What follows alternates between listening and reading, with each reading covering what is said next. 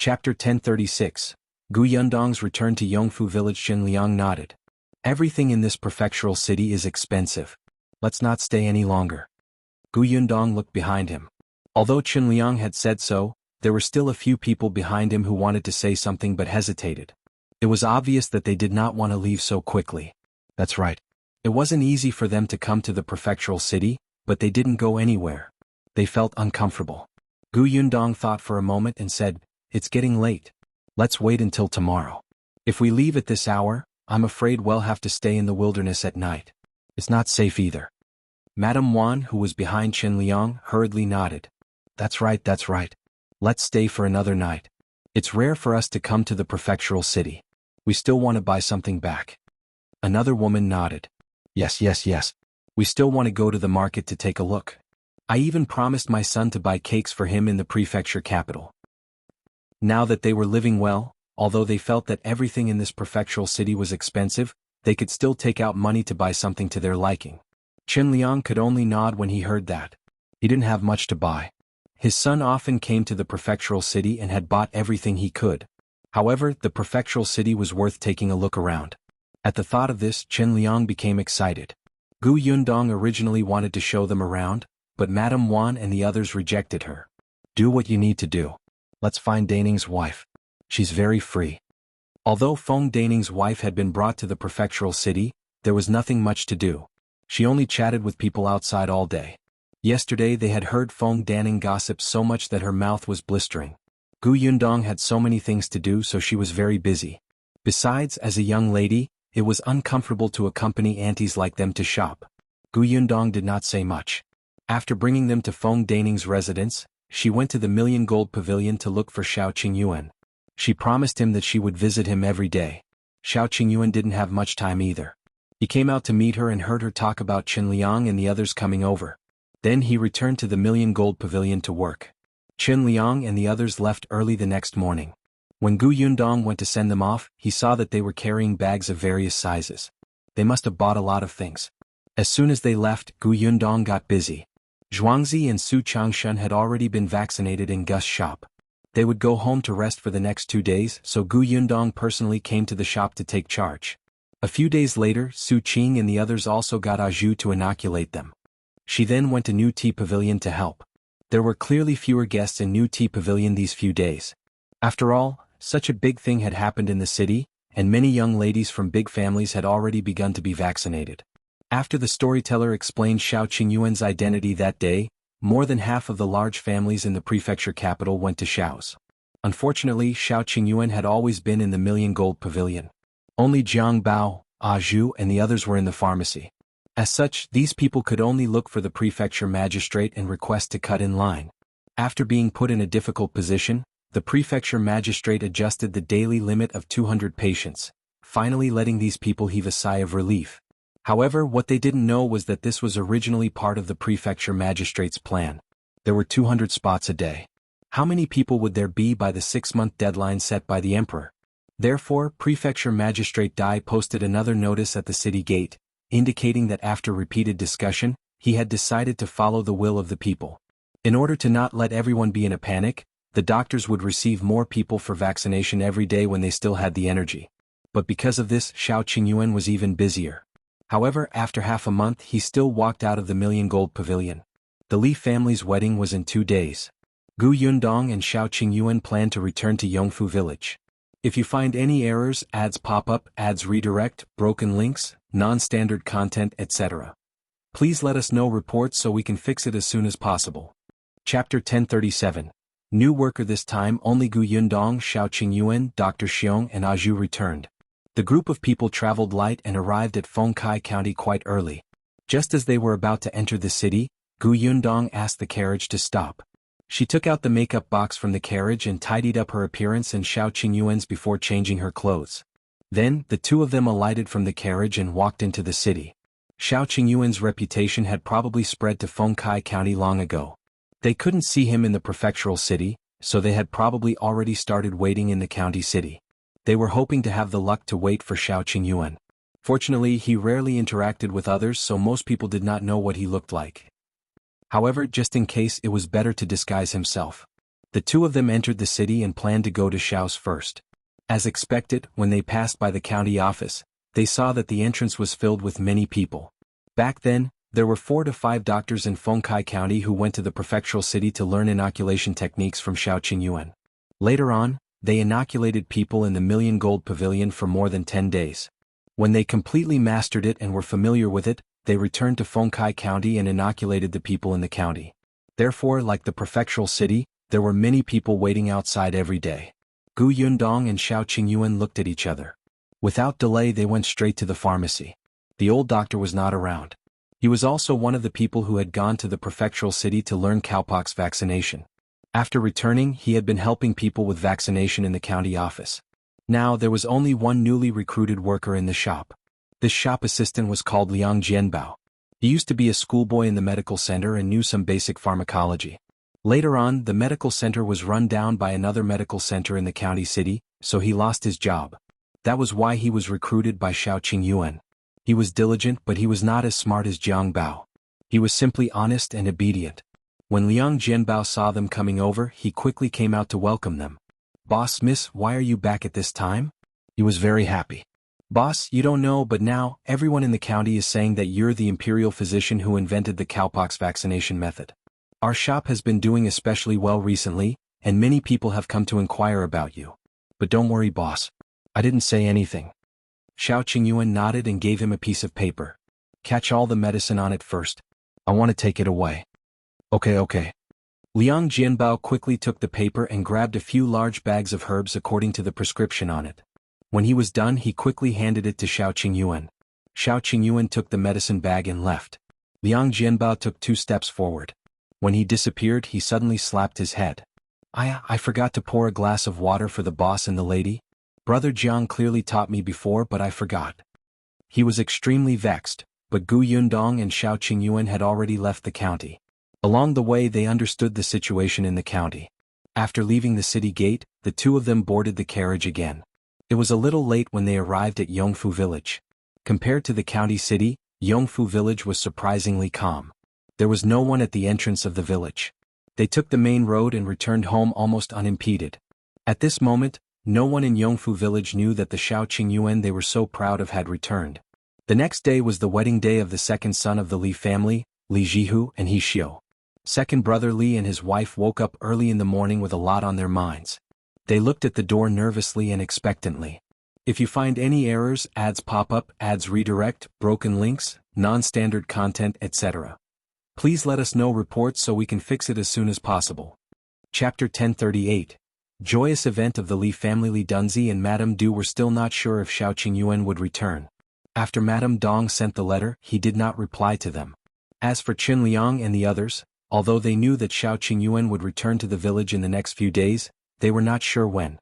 Moreover, on the way back, Qin Liang had warned the 7 people who had followed him to the prefecture capital that day to keep their mouths shut and not tell anyone that Shao Qingyuan had returned to attend second brother Li's wedding. Otherwise, when everyone found out, they would all come to Yongfu village to wait for him. If those powerful people from the county took Shao Qingyuan away, Yongfu village would definitely not have a chance. Therefore, although Madame Wan and the others wanted to show off, they could only endure it when they heard Qin Liang's serious words. However, they knew that Shao Qingyuan was coming to attend Li Zihu's marriage, so they came to the Li family early in the morning. Li Dunzi and his wife were very surprised. They had invited many people from the village, but many people had said that they were not free back then. Why were there so many people now? Moreover, they were villagers who were popular in Yongfu village. When his son set off to fetch the bride, even the village chief came over. Li Dunzi hurriedly welcomed him in, while Madame Du continued to wait at the door. When the villagers saw that Qin Liang had actually come to attend second brother Li's wedding, they were all shocked. Some people were curious, so they brought a few eggs and vegetables to congratulate him.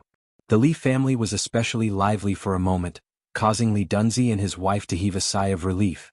The bridal escort team returned very quickly. The Li family specially borrowed an ox cart to pick up the bride. He Xiu sat on it with a red veil, but there was no joy on her face under the veil. Her back was sore from sitting all the way, and Lan Huar, who had just gotten married not long ago, was carried away by the big red sedan chair. He Xiu still had a deep impression of that scene back then. Now that she was getting married, it was fine if she did not have a bridal sedan chair. But this ox was even an old ox. She did not know if it was because it was not feeling well. As she pooped along the way, she almost could not help but come down and walk on her own.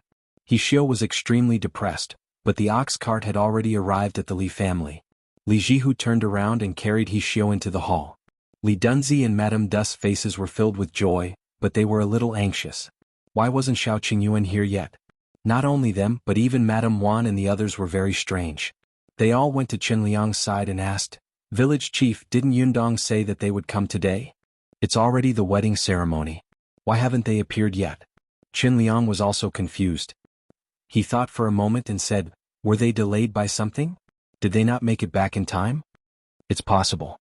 Fortunately, I didn't say that they would return to Yongfu village today. Otherwise people would think that I was lying to them. Why don't I go to their house and see if they've come back?" Just as they were talking, Qinliang looked up and saw his son enter. Qin Jinbao walked straight to their table and sat down. He took a glass of water and drank it himself. Qinliang then asked, "Are Yundong and Qingyuan back?" "Yes." The person beside him was surprised. "They really went back? Then why didn't they come over?" "What are you saying? Don't you think about how famous Shao Qingyuan is now? If he comes at this time, will the new couple still hold the wedding? No matter what, he has to wait for the wedding to end before coming. Otherwise, if this wedding can't be held, won't the Li family blame them?" These words made sense. If you find any errors, ads pop up, ads redirect, broken links, non-standard content, etc., please let us know reports so we can fix it as soon as possible. Chapter 1039. Qingyuan, you're back. Everyone felt relieved and continued eating happily.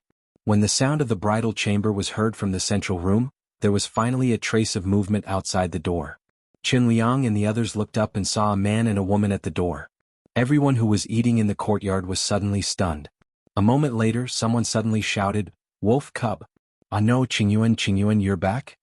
As soon as he finished speaking, everyone present stood up and rushed towards him. However, Shao Qingyuan's face was still as cold as before, and his entire body exuded an aura of no strangers. In the end, everyone stopped 2 steps away from him. However, everyone looked at him with exceptionally fervent and excited expressions. Their gazes were exceptionally burning. "Qingyuan, we've all heard that you're the doctor who invented the cowpox vaccination method." Yes. I heard that you went to the capital and entered the royal palace to see the emperor, right? What does his majesty look like? Is he so mighty that no one dares to look up?" "Qingyuan, I didn't expect you to have such ability. You even know how to treat illnesses and save people. You're much better than the doctors from the county. Why didn't you say anything? None of us knew that you actually know medicine. Qingyuan, why are you back at this time? Didn't you say that you would stay in the prefectural city for 3 months? Did you come back to inoculate us?" Yes. We were all waiting for you to come back. Everyone was especially excited when they heard about you." The villagers were very enthusiastic. These people, who had originally been cold and distant to Shao Qingyuan, now looked at him as if he was a treasure. If not for the fact that they were still a little afraid of Shao Qingyuan, they would have reached out to touch him and see if they could get some luck. Gu Yundong's lips twitched as she watched from the side. In the past, this treatment belonged to her. These people liked the new and hated the old too quickly, right? Shao Qingyuan, who was standing beside her, couldn't help but reach out and squeeze her.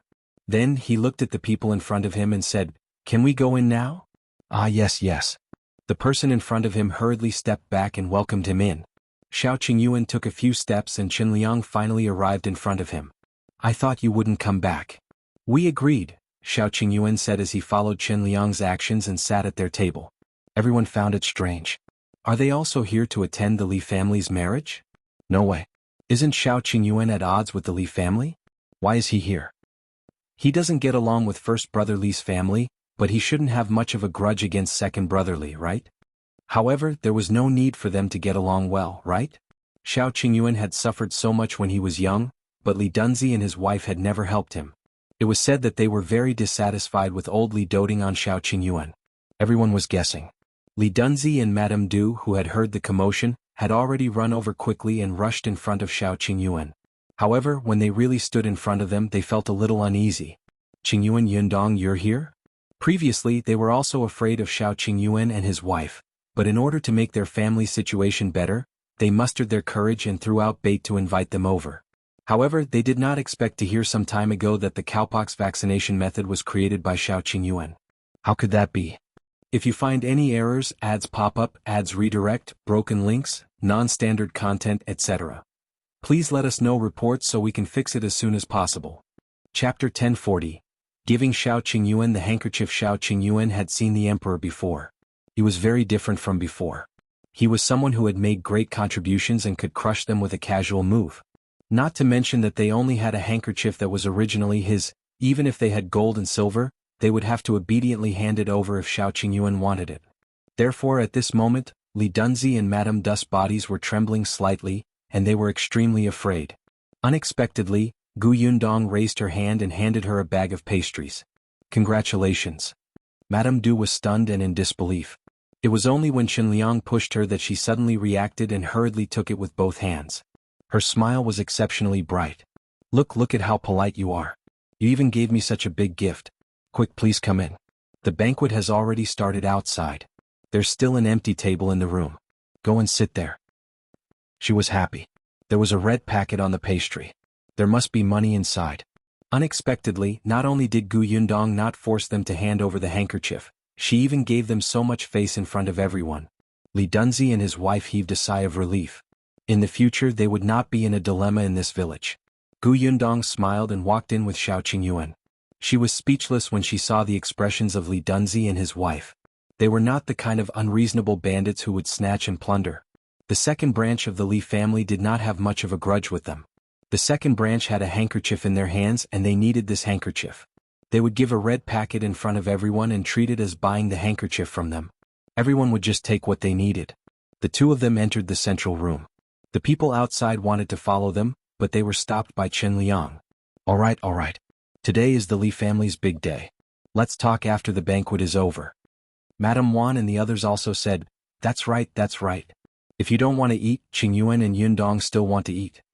When everyone heard this, they could only suppress the excitement in their hearts and silently return to their seats. However, the buzzing discussion never stopped, and their gaze was fixed on the central room. Unexpectedly, not long after, Shao Qingyuan and Yundong stood up and followed Madame Du into the room. Where are they going? To see the bride? That didn't make sense. Wasn't the bride in the other room? Shao Qingyuan was really not interested in the wedding banquet. He was here for the handkerchief.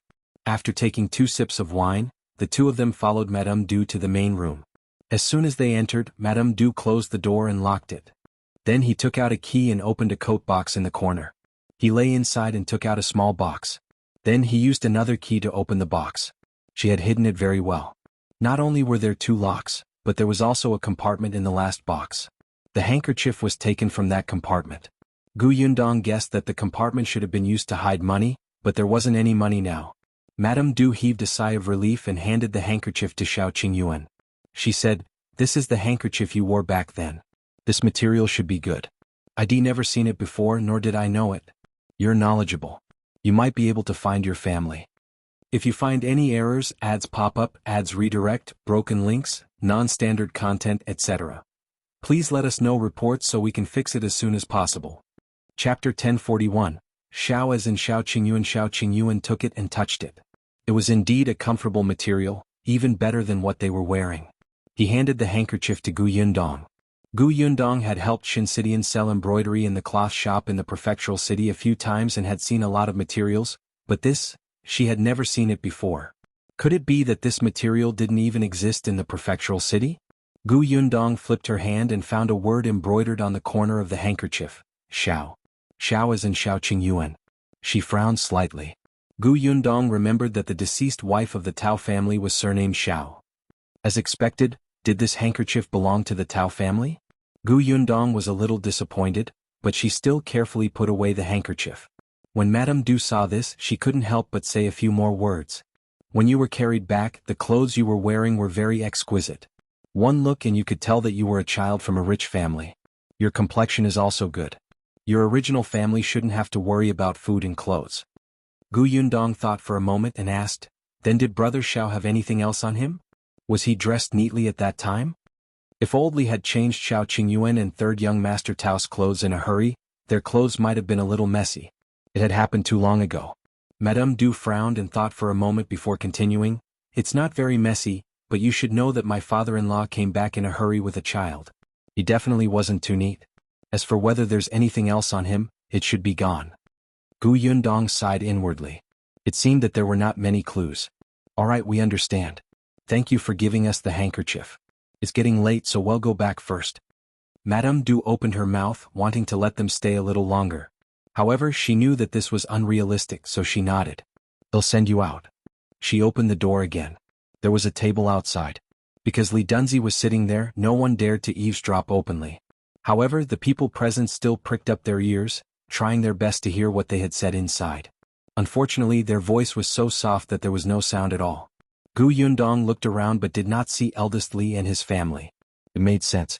Ever since the last time they caused a scene, the second and third branches of the Li family felt that the first branch was too vicious and had cut ties.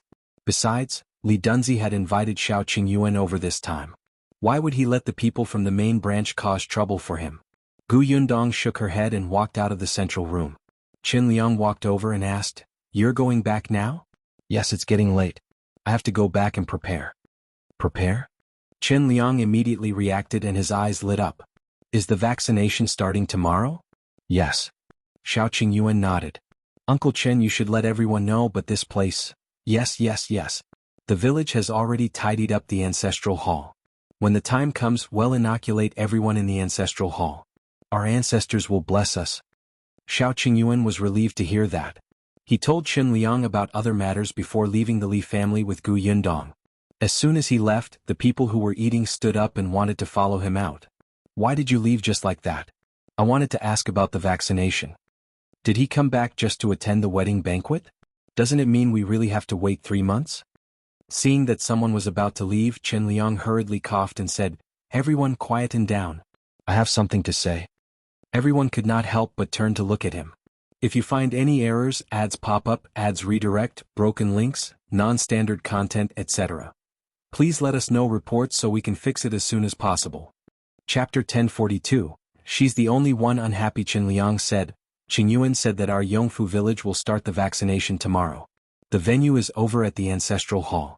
Everyone can queue up tomorrow morning. Everyone was overjoyed when they heard that. "What time is it? Will they really inoculate us?" Qin Liang nodded. "Tomorrow at 5 o'clock. After a pause, he continued, "I know that everyone has children and relatives in other villages. They also want to be vaccinated early. However, there's a limit to manpower. They have to keep a close eye on our village first, so don't tell the people from other villages to come over for the time being. Even if they come, they definitely won't be able to be registered." Everyone was a little disappointed when they heard that, but on second thought it made sense. There were still hundreds of people in their village, and Shao Qingyuan had to return to the prefectural city. If people from other villages or even county towns came, the local villagers would have to queue at the back. Qin Liang continued, "There's one more thing I have to make clear to everyone. Qingyuan is alone. He can't inoculate everyone. Therefore, Dr. Xiong and the others are going to do it. They were all personally taught by Qingyuan." Someone was immediately dissatisfied. "Why can't he do it himself? If something happens to us..." Qin Liang suddenly looked at that person and his voice turned cold. "Then tell me, who is he going to inoculate? You or me? We've already been inoculated. Won't the others have to let him come? Can he handle it alone?" Even in the prefectural city, he let those doctors inoculate the commoners. Why is it that when he comes to our Yongfu village he has to work hard? This inoculation doesn't cost a single cent. If you're unwilling, go to the county city and queue up. You're pushing your luck." The person immediately shrunk his neck and did not dare to make a sound. The others naturally did not dare to say anything else. On second thought, Qin Liang was right. In the past, Shao Qingyuan would have ignored them. Not only did he come back personally, but he also stayed in Yongfu village for a few more days. With him around, they felt much more at ease. Seeing that there was no dissent, Qin Liang heaved a sigh of relief and nodded. "After you're done with the wedding banquet, tell the neighbors who didn't come to eat next door to come to the ancestral hall tomorrow morning. Do you hear me?"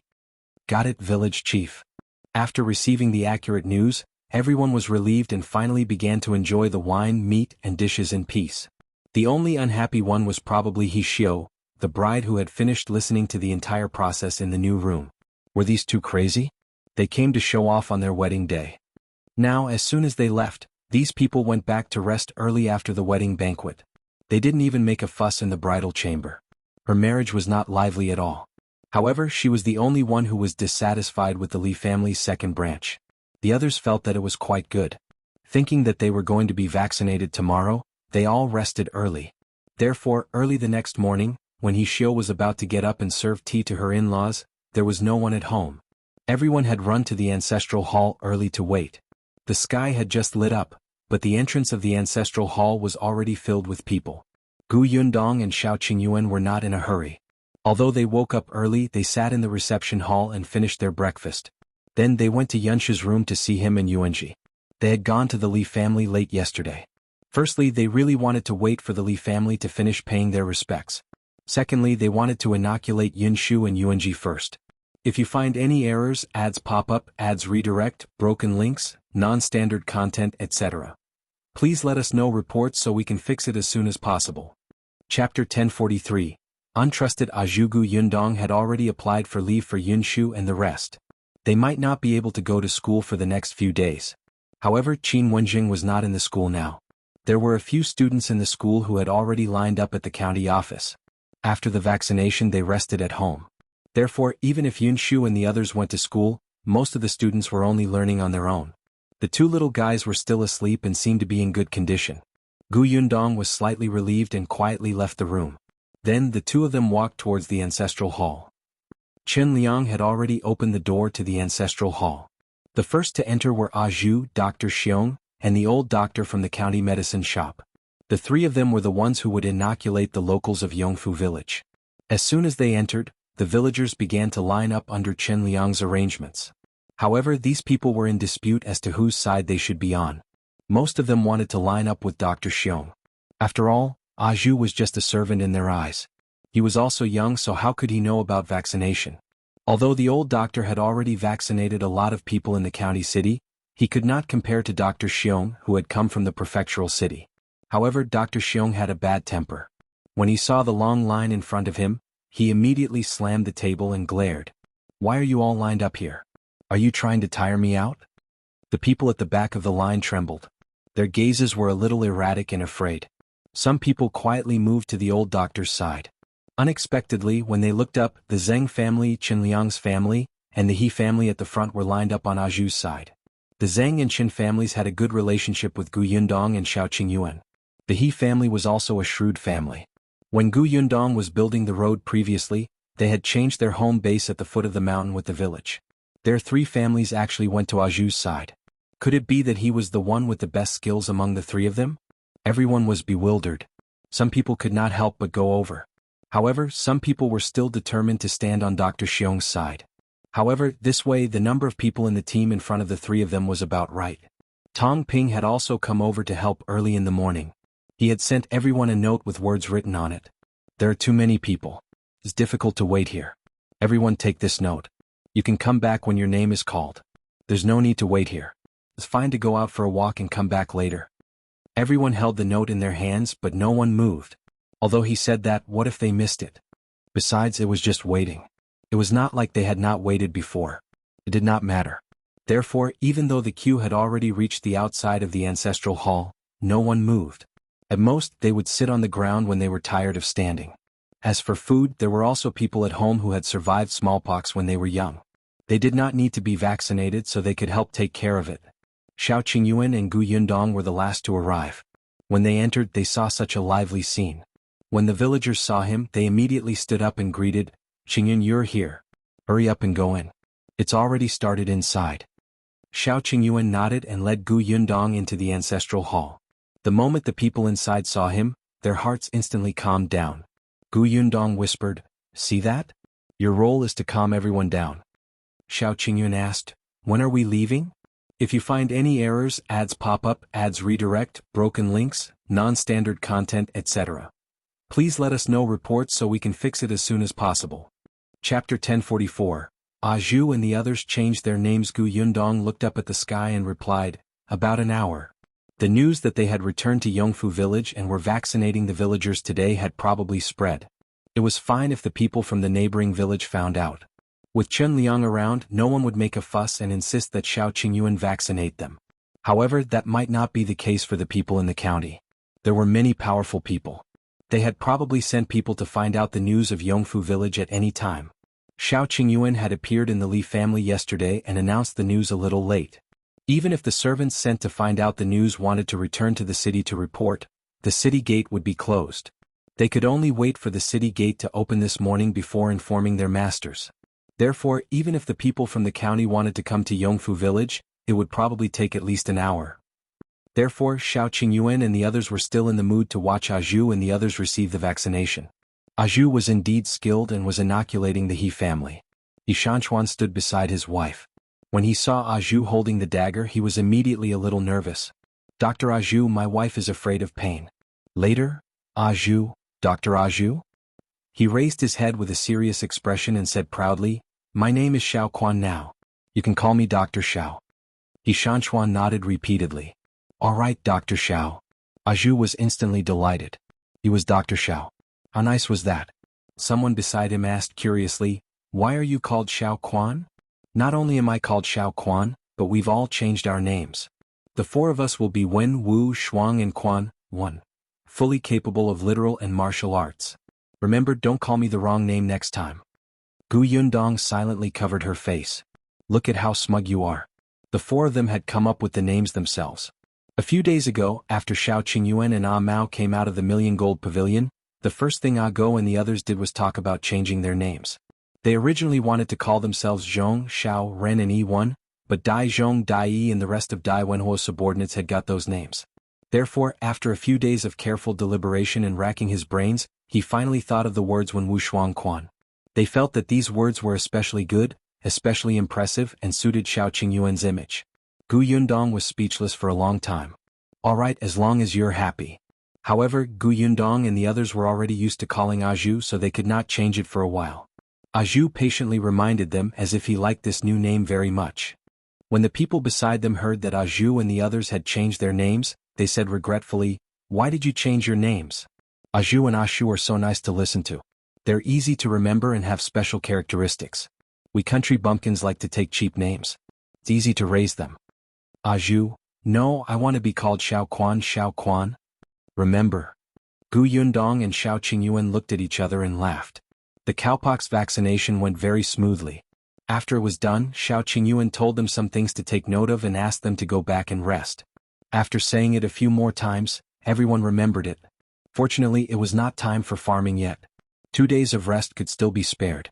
An hour later, someone ran over in a hurry and said loudly, oh no, there are a few carriages at the entrance of our village. They seem to be from the county. Are they here to look for Shao Qingyuan and take him away? If you find any errors, ads pop up, ads redirect, broken links, non-standard content, etc., please let us know reports so we can fix it as soon as possible. Chapter 1045. Go hide. The villagers in the ancestral hall were shocked. They're really here? Why are they here so quickly? Someone reacted quickly and said to Shao Qingyuan, Qingyuan, quickly hide. Yes. Go and hide. If they come and can't find you, they will definitely go back. Well, say that you've already left and returned to the prefectural city. Everyone was talking at once and coming up with ideas. They were worried that Shao Qingyuan would be taken away by those powerful people from the county. Without this man supervising the situation, they could not help but panic. Shao Qingyuan and Yundong looked at each other. It was as they had expected it. Qin Liang also came over to persuade them. Stay away for now. Don't worry, they're here for you. If they can't see you, they can't do anything. All right, I'll leave this to Uncle Qin. Shao Qingyuan nodded at Ah Zhu and left the ancestral hall with Yundong. The people from the county city came from the main road in carriages, but Shao Qingyuan and the others left through the center of the village. When they arrived at the entrance of the village, they saw Father Tong waiting there with the carriage. As soon as the two of them got into the carriage, they bypassed the main road and took a small path to the county city. Not long after they left, those carriages stopped at the foot of the mountain. When they heard that everyone in the village was at the ancestral hall, they quickly walked towards it. However, when they all arrived, they only saw a few doctors inoculating the villagers. Shao Qingyuan was not around at all. Not only was he not around, but someone also ran over and said that they had just left from another path. Everyone cursed in unison and looked at the people from Yongfu village. After leaving a few people to continue keeping an eye on the situation, they left angrily. The villagers were speechless. They were all prepared to argue and chase them away with hoes and shovels. In the end, they left? There was no sense of accomplishment. Why didn't they persevere? Wasn't there any sincerity? However, after they left, Qin Liang heaved a sigh of relief and continued to organize everyone for the vaccination. The Li family's eldest branch came at this time. Ever since they found out that Shao Qingyuan had seen the emperor and made a great contribution, they had been extremely nervous. They wanted to go to the county city to queue for registration, but they were late. The county office's document said that they would have to wait at least until 6 months later. 6 months later? How could that be? Therefore, even though they were extremely afraid, it was rare for the village to start cowpox vaccination. They had been holed up at home for half a day. When they heard that Shao Qingyuan had left, they finally braced themselves and came out. They looked at the villagers in front of them who were being vaccinated.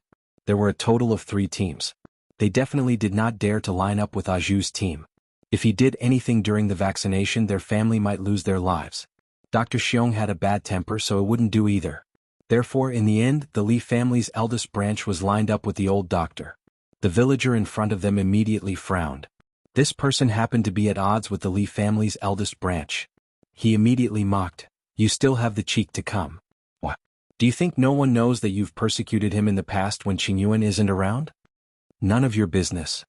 Hey, you want to fight?" Seeing that the two of them were about to fight, Qin Liang heard the commotion and rushed over. When he saw the Li family, he could not help but frown. Disgust flashed across his face. "All right, stop arguing. If you find any errors, ads pop up, ads redirect, broken links, non-standard content, etc., please let us know reports so we can fix it as soon as possible." Chapter 1046. This troublesome thing. Qin Liang did not chase them away. He was the village chief and the entire village had to be vaccinated.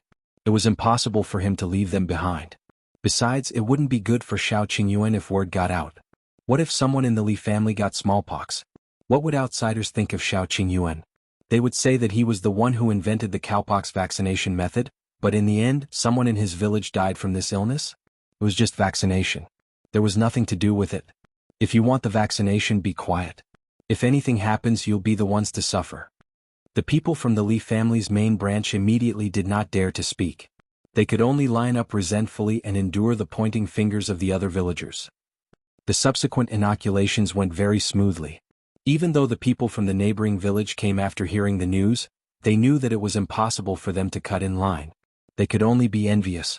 At that moment, Yundong and Shao Qingyuan had already arrived at Fengkai County. As soon as the two of them arrived at the county city, they went straight to the Liu residence. Liuan was already waiting at the entrance. When he saw them, he immediately welcomed them. "Young Master Shao, Miss Gu, you're finally here. Our young master has been waiting for you at the door." With that, he welcomed the two of them inside. As soon as they turned around the courtyard, Liu Wei, who had heard the commotion, ran over and suddenly stopped in front of them. Then, with a bright smile on his face, he reached out and patted Shao Qingyuan's shoulder. "Brother, you're very promising now. I'm proud to have a brother like you. I'm especially proud. I'm extremely proud." As he spoke, he patted Shao Qingyuan's shoulder hard. However, it didn't look like he was proud. Instead, it looked like he wanted to slap Shao Qingyuan into the ground. Shao Qingyuan frowned and tilted his body slightly to avoid the third slap. Liu Wei could not stop in time and fell straight forward. Fortunately, Liuan reacted very quickly. "Young master, be careful." He barely caught her. After Liu Wei steadied himself, he turned around and was about to be displeased when he met Yundong's angry eyes. "Do you have a deep hatred for my brother Shao?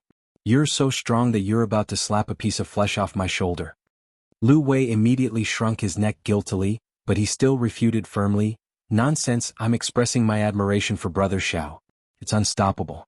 Besides, I'm afraid that my brother Shao won't believe such an important matter. That's why I patted him awake and told him that this isn't a dream. This is real. It's worth being happy and excited. Don't try to sow discord between me and brother Shao." Yundong was speechless. If you had kept that jealous, resentful expression on your face when you said this, it might have been more convincing. "Actor Liu, your acting skills have deteriorated." As he spoke, old Master Liu also walked out with a smile. "Young Shao Gu girl, you're here. This time you've caused quite a commotion. Not bad, not bad. I knew that you would definitely have a great future. Unlike our family's wastrel who only knows how to eat, drink and have fun. It's fine if he can't inherit the business, but he just has to be disobedient. What a troublesome thing." Yundong glanced at Liu Wei. She finally understood why Liu Wei was so resentful towards brother Shao. "Old Master Liu, if you want to educate your son, then educate your son. Don't compare him to someone else. As expected, as soon as Old Master Liu finished speaking, Liu Wei walked forward angrily. Old Master Liu snorted. You still have the cheek to lose your temper. If you find any errors, ads pop up, ads redirect, broken links, non-standard content, etc., please let us know reports so we can fix it as soon as possible. Chapter 1047. Liu Wei Is Engaged. The group of them entered the central room. Liu Yi bowed obediently and was especially polite. Gu Yundong was silent for a moment. Then she looked at Liu Wei, who was sitting at the side and eating an apple. This guy was indeed a troublesome thing. Shao Qingyuan didn't even look at him. He said to Old Master Liu, "Let's begin. He came here today to inoculate the Liu family." Liu Wei had smallpox when he was young, so there was no need to take it. However, Liu Yi still needed it, and so did the others in the Liu residence. Seeing that he didn't even drink the tea, Old Master Liu hurriedly said, "You just came. You should rest for a while." "No, let's do it now. We still have to go back early." "All right, follow me. The room is ready." Old Master Liu brought the few of them to the hall at the back. Shao Qingyuan was holding a medical box in his hand. Liu Wei looked at it and clicked his tongue. He truly looks like a doctor. Gu Yundong glanced at him. Liu Wei immediately went to her side and said, "Look, brother Shao used to be a hunter, then a merchant. Now he's actually a doctor. What do you think he will be in the future?" "Whatever he will be, it's better than a prodigal son like you." Liu Wei was speechless. Could they still be friends? Didn't he just pat Shao Qingyuan's shoulder twice? A woman who bore grudges. They should be cut off from each other. Shao Qingyuan inoculated Liu Yi, and the others didn't need to wait in the room. They were outside. Old Master Liu took the opportunity to ask Gu Yundong, "Last time your father got the county championship. I originally wanted to go to your house to congratulate you, but you went straight to the prefectural city. The prefectural examination is about to begin. Are you confident in getting the prefectural championship?" Gu Yundong coughed lightly. "Well, I don't know either. It's not important whether he can get the championship or not. My father missed the imperial examination back then. Now we can treat it as fulfilling a dream. We don't want to give him too much pressure. His happiness is the most important. He'll naturally be happy if he can get the championship. If he doesn't get in, treat it as training." Old Master Liu was stunned. He had never heard of such a thing. However, on second thought, it made sense. Although the Gu family was still poor, Gu Yundong had refined white sugar and given the imperial court such great benefits. It was said that the emperor had sold the white sugar to other countries and earned a lot of money. The national treasury was full. With this contribution, if she had the heart, she could even get the emperor to reward her with a county lord position. Furthermore, Shao Qingyuan had developed a medical procedure for the vaccination of smallpox. It was also a huge matter that benefited the country and the people. Just these two things alone made the Shao family and the Gu family look good in front of the emperor. If Gu Dajiang were to get into the capital in the future, regardless of his ranking, he would attract the attention of high-ranking officials and nobles. When Old Master Liu thought of this, he stopped asking about this matter and thought about her marriage with Shao Qingyuan. "Isn't it time to put your wedding on the agenda? After my father finishes the examination." Gu Yundong was still a little embarrassed. Old Master Liu was overjoyed. "Then it will be soon. In that case, I should prepare a big gift now. It's good, at least it's faster than our Liu Wei." Gu Yundong was about to nod, but then she was stunned. What he meant was, she suddenly looked at Liu Wei, who was eavesdropping on their conversation. You're engaged? When did this happen? Why didn't she know? Wasn't he hiding in the prefectural city to avoid Old Master Liu's blind date? Now he finally surrendered? Old Master Liu laughed. "Yes, it's finally settled. If you find any errors, ads pop up, ads redirect, broken links, non-standard content, etc., please let us know reports so we can fix it as soon as possible." Chapter 1048. Let Gu Yundong accompany me. Gu Yundong was about to ask which family it was when he saw a servant coming to look for Old Master Liu. Old Master Liu could only instruct Liu Wei to entertain Gu Yundong before he left in a hurry. Only the two of them were left in the central room. Gu Yundong suddenly looked at him with a burning gaze. Liu Wei felt uncomfortable under her stare. After a long while, he waved his hand and said, all right, I'll tell you. I'm indeed engaged. It happened a month ago. My father set it up for me." "Which girl?" "Miss Zhang." Liu Wei was very dissatisfied. "I don't know what medicine my father took, but he insisted on finding me a fierce wife. You don't know, but that Miss Zhang is especially fierce. I am afraid of her." Gu Yundong was speechless. There was nothing she could do about this. Liu Wei looked like he had nothing left to live for. My father doesn't listen to me at all. He insists that I'm jumpy and that I have to find a wife who can control me. Then how can I live in the future? Gu Yundong wanted to laugh, but she tried her best to restrain herself. Forget it. He was already in such a miserable state. It was not good to laugh at him. However, they were still friends, so she asked a few more questions. Have you seen Miss Zhang? Do you have any feelings for her? I've seen her. She looks alright, but she's fierce and domineering. I don't like this at all. Gu Yundong frowned. But this was how it was like for a man and a woman to get married these days. Since they were already engaged, it meant that old Master Liu had made up his mind. However, for old Master Liu to take a fancy to her, that girl must have something outstanding that he admired. However, Liu Wei was very against this Miss Zhang now. Then, just as Gu Yundong was thinking about it, old Master Liu rushed back. Unexpectedly, the first thing he said when he returned was to Liu Wei. A servant came to the Zhang family and said that they had obtained a wild deer. Young Master Zhang has held a banquet and invited you to join in the fun. What's there to hold a banquet for? I don't even want to eat anymore. I'm not going. Liu Wei refused without hesitation. Old Master Liu was furious. Who asked you to eat deer? I asked you to meet Miss Zhang. All the more reason for me not to go. I don't like her. Old Master Liu looked around, looking like he was looking for a stick. Seeing this, Liu Wei hurriedly jumped up and hid behind Gu Yundong. Father, you don't be rash. You're really an idiot. If you don't like her, you should meet her even more often. Wouldn't you like her if you talked to her more often? Let me tell you, I'm already tolerant enough of you. I even let the two of you cultivate your relationship before marriage. Don't be ungrateful. As he spoke, old Master Liu's breathing began to quicken. His face turned red and he looked like he was about to faint. Liu Wei panicked and quickly said, Okay. I'll go, alright? However, he made a request. Let Gu Yundong accompany me. Gu Yundong, no, I'm not here. You can't see me. Old Master Liu frowned. Liu Wei said anxiously, Father, didn't you say that she has good taste? Then let her go to the Zhang family with me and see if that Miss Zhang is good. If she agrees, I'll marry her and won't make a fuss in the future, okay? Gu Yundong? What does it have to do with me? Am I wrong to have good taste? I'm just a bystander. Liu Wei, you fool. Can't you tell that your father is acting? However, old Master Liu's eyes lit up. He nodded and said, All right. If you find any errors, ads pop up, ads redirect, broken links, non-standard content, etc., please let us know reports so we can fix it as soon as possible. Chapter 1049. It's too difficult. What's alright? Did you ask for my opinion? Do you think I don't exist? Gu Yundong smiled. I don't think it's appropriate. I'm an unmarried woman. If I follow Liu Wei to the Zhang family to look for Miss Zhang, others will think that I have something to do with Liu Wei.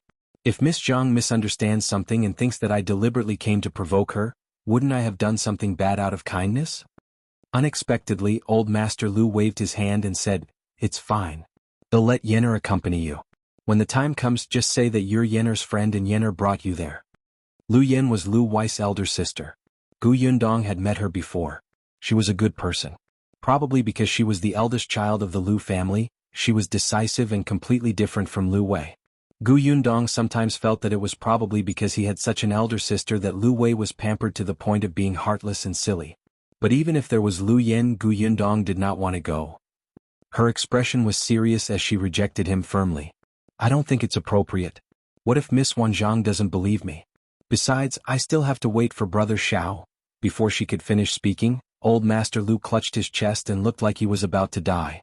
Gu Yundong's lips twitched. Uncle Liu. I'm not a fool like Liu Wei. You said that I have good taste. Can't I tell that you're acting?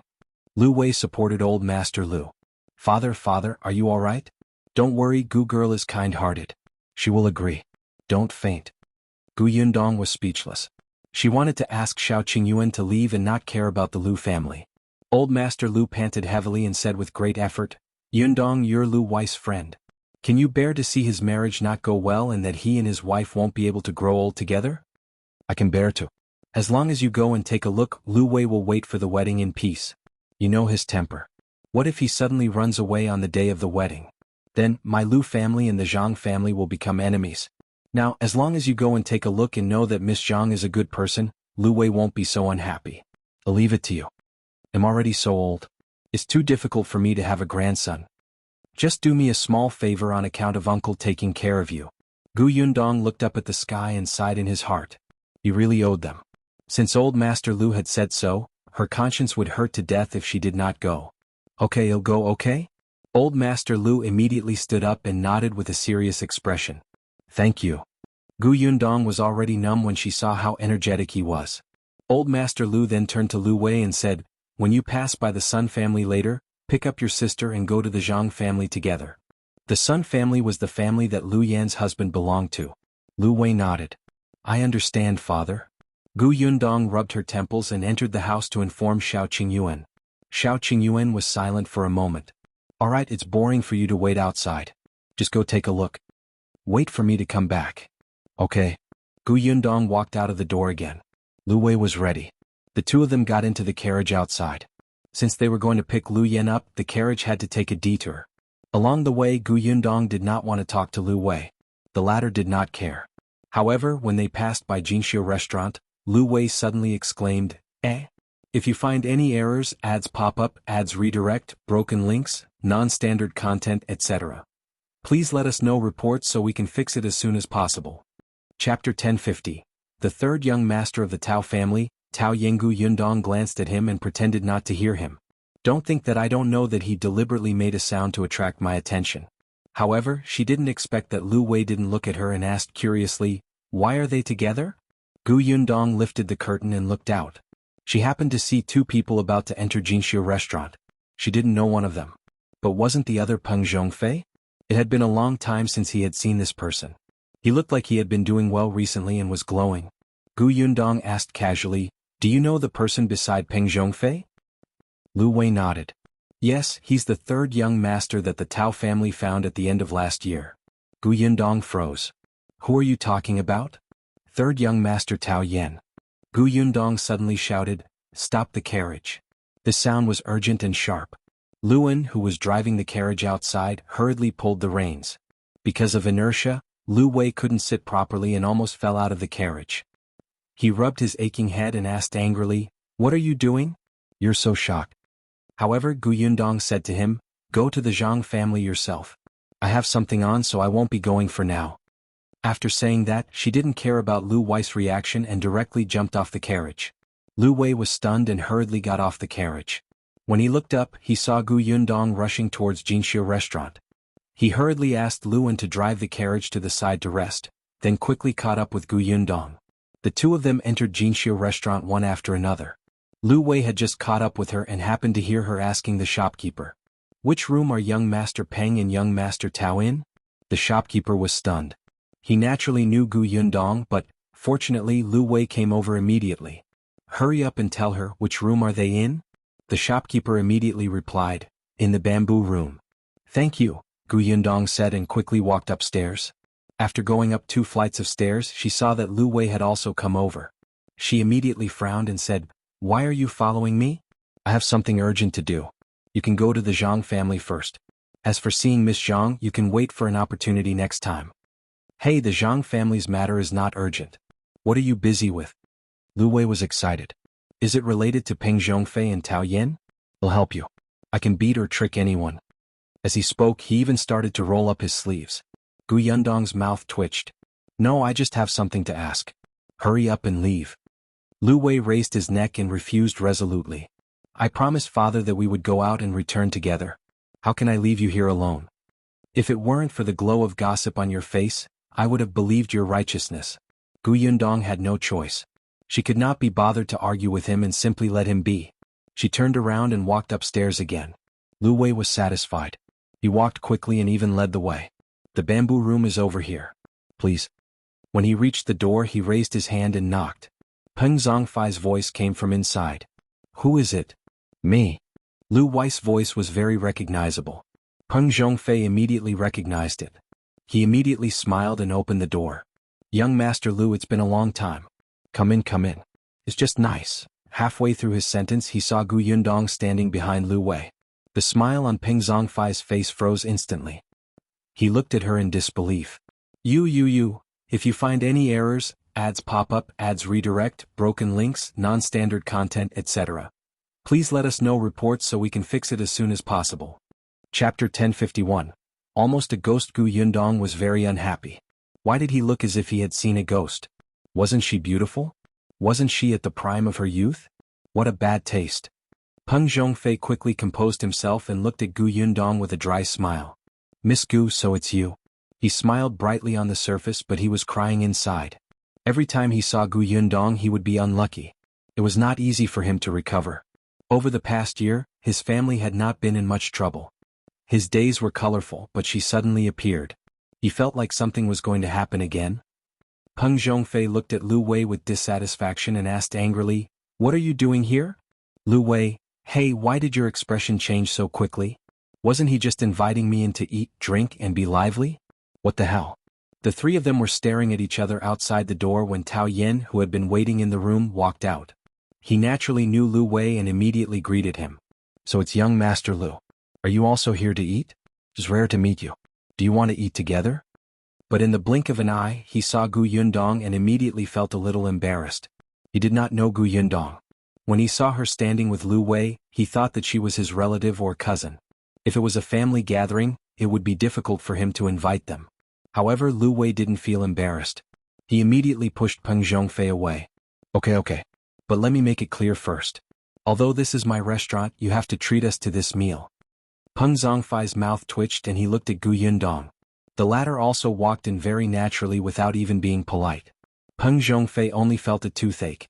He could only sigh secretly and turn around to close the door of the room. There was only one pot of tea on the table in the room. Perhaps it was because Gu Yundong and the others had arrived quickly that Peng Zhongfei and the rest did not have time to order the dishes. Tao Yen was stunned, especially when he saw Gu Yundong enter. It was Liu Wei who introduced them. "This is Gu Yundong, my sister." Gu Yundong glanced at him. "You really know how to take advantage of others." Tao Yan's eyes widened in surprise when he heard Gu Yundong's name. This was that girl from the Gu family. He quickly cupped his hands and said, "I've heard a lot about you, but I haven't had the chance to meet you. I didn't expect to meet you today." This was the first time Gu Yundong had seen Tao Yan. This person was a little short, at least shorter than the other two young masters of the Tao family. However, this guy's appearance was the one that resembled Master Tao the most. At a rough glance, they were at least 50 to 60% similar. He seemed to have a good personality.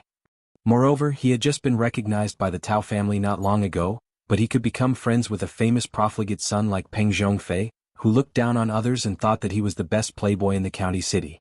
He was quite thoughtful to drink tea and eat calmly.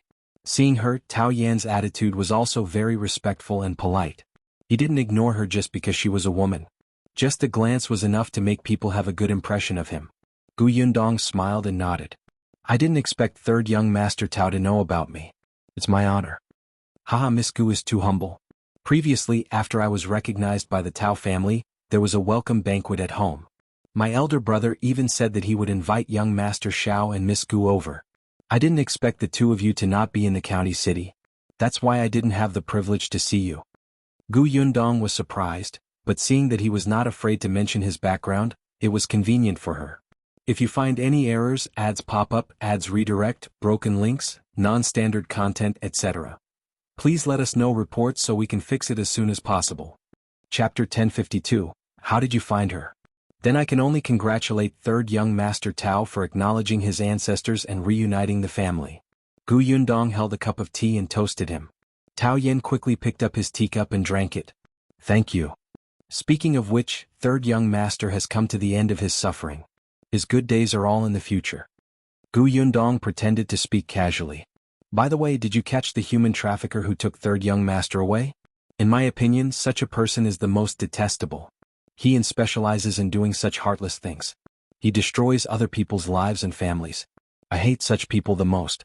Previously, I encountered a human trafficker who carried a child away in broad daylight.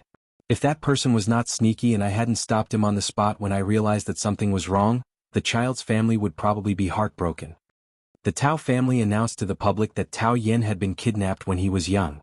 Although many people knew that this was not the case and Gu Yundong also knew the inside story, she still had to pretend. She had an indignant expression on her face.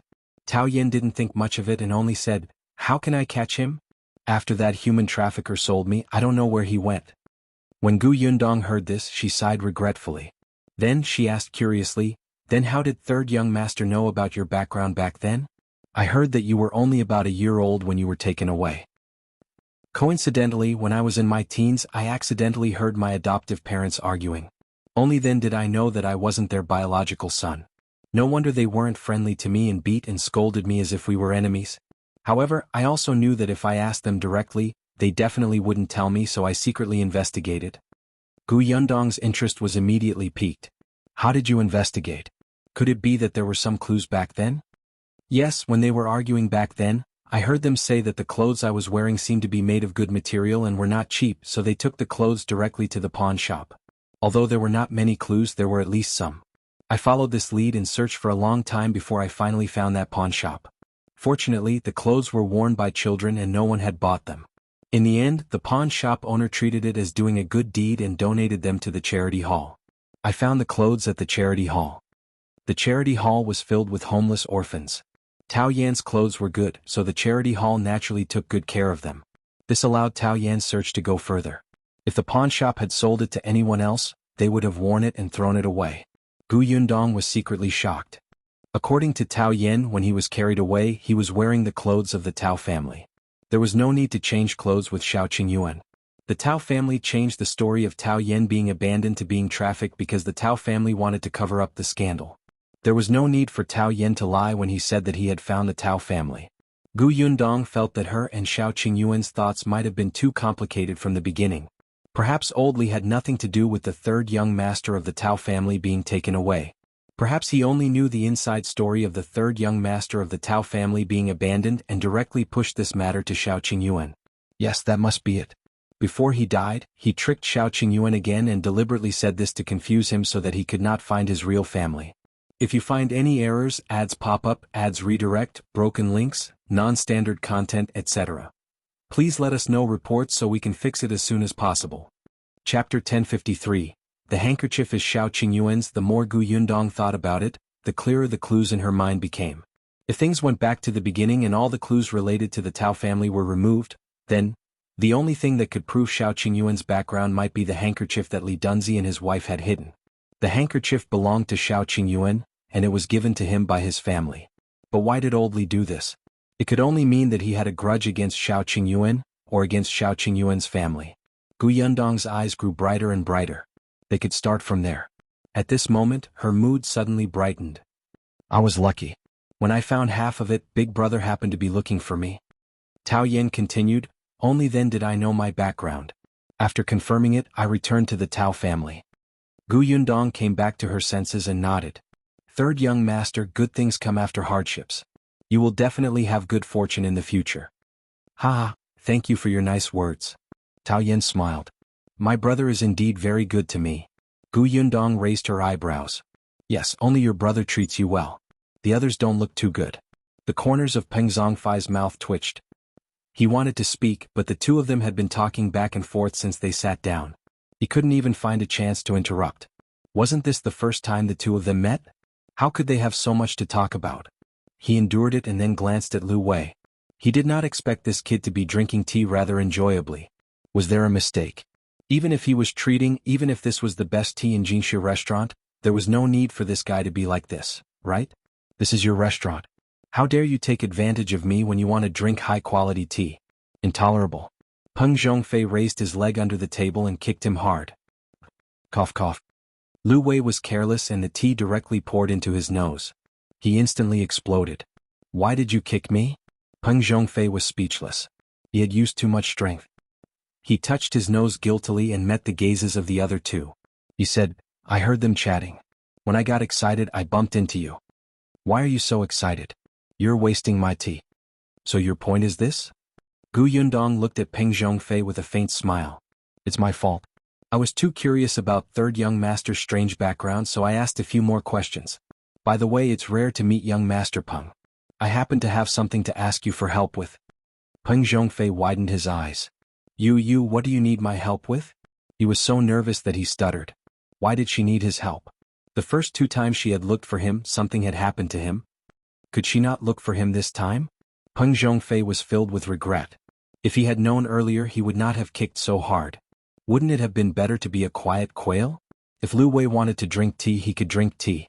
It was not much money. Now Gu Yundong had finally noticed him. Peng Zhongfei was extremely bitter in his heart, but in front of his two friends he still controlled his facial expression very firmly and said seriously, "What help? Tell me. No matter what, we're friends. It'll definitely help if I can. But you know that my ability is limited. I'm just a young master who eats and drinks. Don't blame me if I can't help you." Yundong was speechless. "Am I that scary? I won't let you climb a mountain of swords or go through a sea of fire." She shook her head and took out the handkerchief embroidered with words from her sleeve. "If you find any errors, ads pop up, ads redirect, broken links, non-standard content, etc. Please let us know reports so we can fix it as soon as possible." Chapter 1054. The origin of the handkerchief. Ever since he took the handkerchief from Madame Du, Shao Qingyuan had handed it to her. Yundong had always kept important things in her space. The handkerchief was taken out of her space with the help of her sleeve. She handed it to Peng Zhongfei directly. "Young Master Peng, your family runs a cloth shop, so you must be very familiar with fabric. Coincidentally, I just got a piece of fabric not long ago. I think this material is very good and feels very comfortable to touch. I want to ask young Master Peng, do you sell this material in your cloth shop?" Peng Zhongfei secretly heaved a sigh of relief when he heard that. Luckily it wasn't a big favor. Although he was a profligate son, he still had to manage his own business. Familiarizing himself with fabric was the most basic common sense. Therefore, Peng Zhongfei took the handkerchief confidently. "Let me see." When he touched it, he felt that the material was indeed not bad. But Peng Zhongfei frowned and looked at it carefully. Then his face turned red. Yundong asked, "Young Master Peng, do you know it?" "Don't be hasty. I haven't checked it carefully." Peng Zhongfei coughed lightly. He stood up and walked to the window. He looked at the light outside carefully twice. No one knew if he had figured it out or not, but he quickly sat back at the table and rubbed the handkerchief with both hands. Yundong was speechless. Fortunately he only rubbed it twice. However, Peng Zhongfei used his nails to scratch it twice. Yundong could not take it anymore. She suddenly stood up, pulled his hand away and retracted the handkerchief. She looked at it like it was a treasure. Thankfully it wasn't broken, but there were traces. Yundong looked at Peng Zhongfei angrily. "Do you recognize it or not? If you don't ruin it for me, okay?" Peng Zhongfei immediately nodded. "Yes, of course." Yundong, Liu Wei and Tao Yan looked at him suspiciously. It took him so long to recognize it. "I really recognize it." Peng Zhongfei was a little anxious. "I've seen this material before, but our cloth shop doesn't have it. It's not just our cloth shop. I reckon even the Prefectural city doesn't have it. This material is fabric from the Jiao kingdom. It's usually a present to our country. Therefore there definitely isn't much of this. Basically, it's bestowed to the concubines or high-ranking officials by the emperor after he obtained it." Yundong was stunned. "Materials from the royal palace? No way. So you're saying that only those noble families in the royal palace or the capital have it? Was Brother Shao's identity so impressive? That's not true. There are also some among the commoners, but they're very few. It's definitely unavailable in shops. Although it was offered by the Jiao kingdom, the fabric that entered Dajiang was basically used by the emperor to reward the concubines and officials.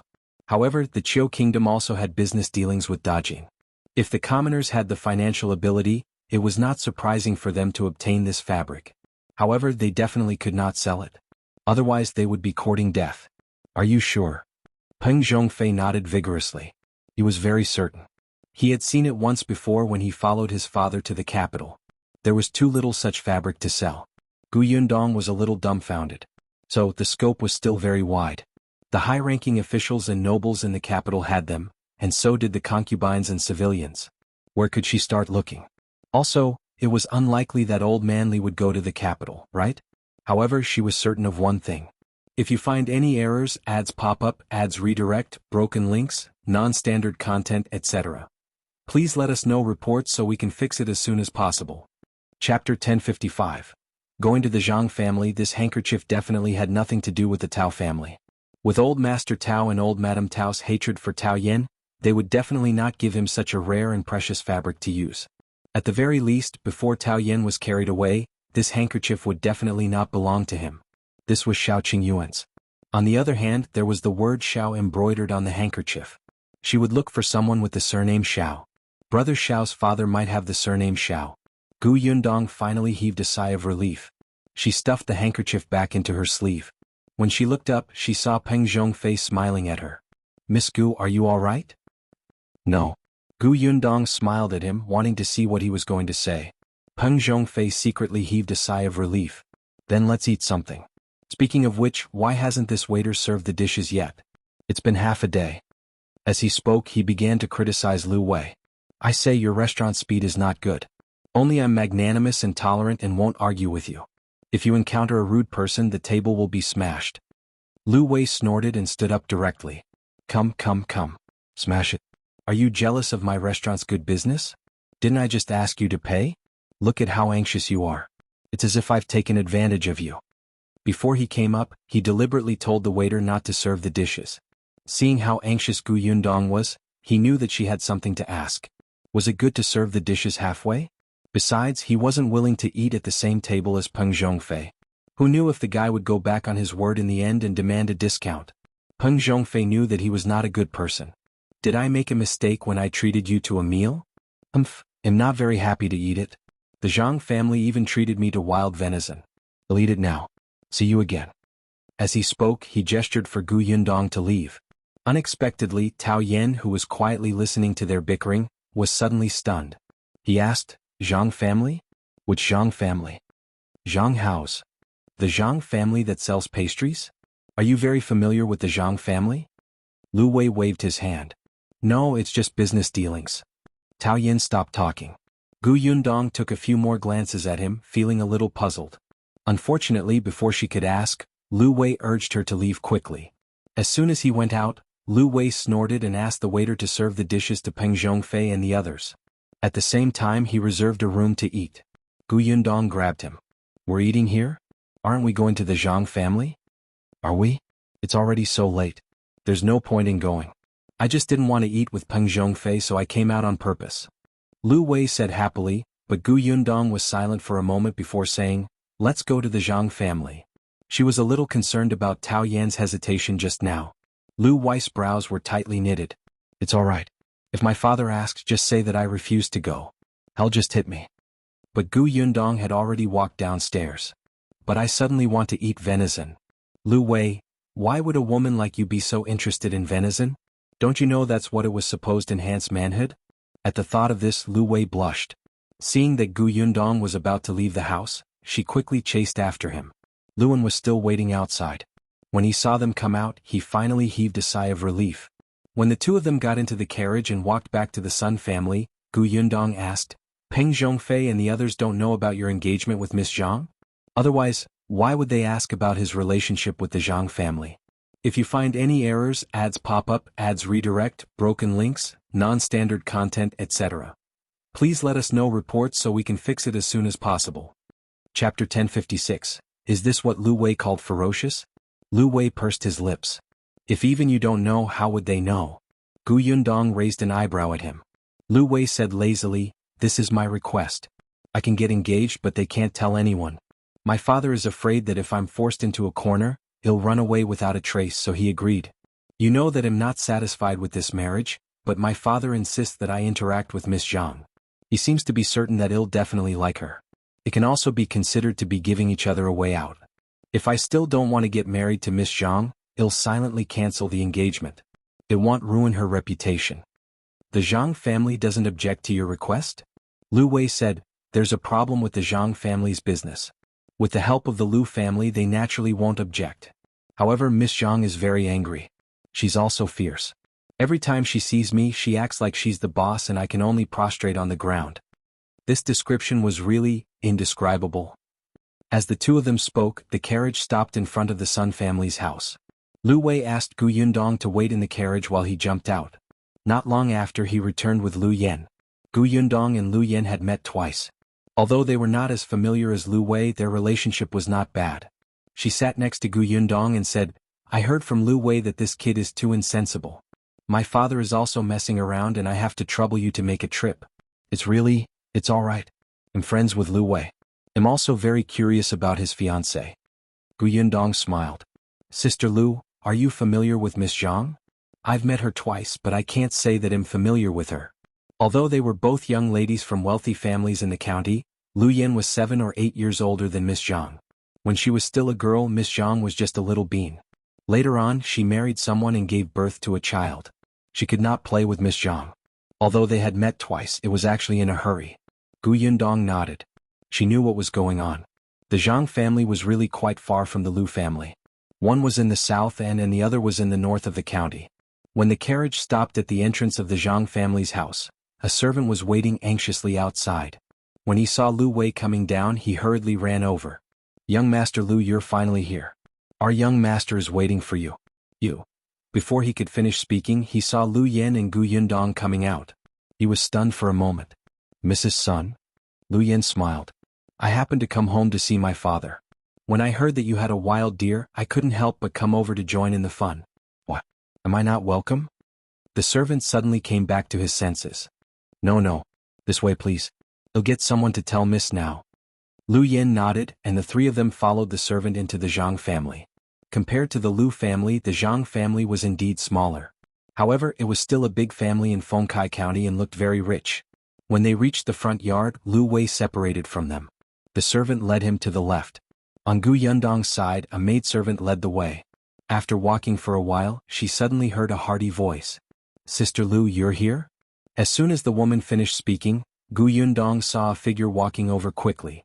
She was wearing a light pink dress, and the pearl hairpin on her head swayed as she walked. She looked a little cute. She had a bright smile on her face and 2 dimples on both sides. It was obvious that she was a sweet girl. Is this the ferocity that Liu Wei spoke of? If you find any errors, ads pop up, ads redirect, broken links, non-standard content, etc., please let us know reports so we can fix it as soon as possible. Chapter 1057. Miss Zhang, Jiao. Miss Zhang quickly stood in front of Gu Yundong and the other woman. The dimples on her face were especially eye-catching and playful. She smiled and held Liu Yan's arm. Unexpectedly, she saw Gu Yundong standing at the side. Jiao blinked in surprise. "This is... Look at me, I almost forgot to introduce you. This is Gu Yundong, Miss Gu."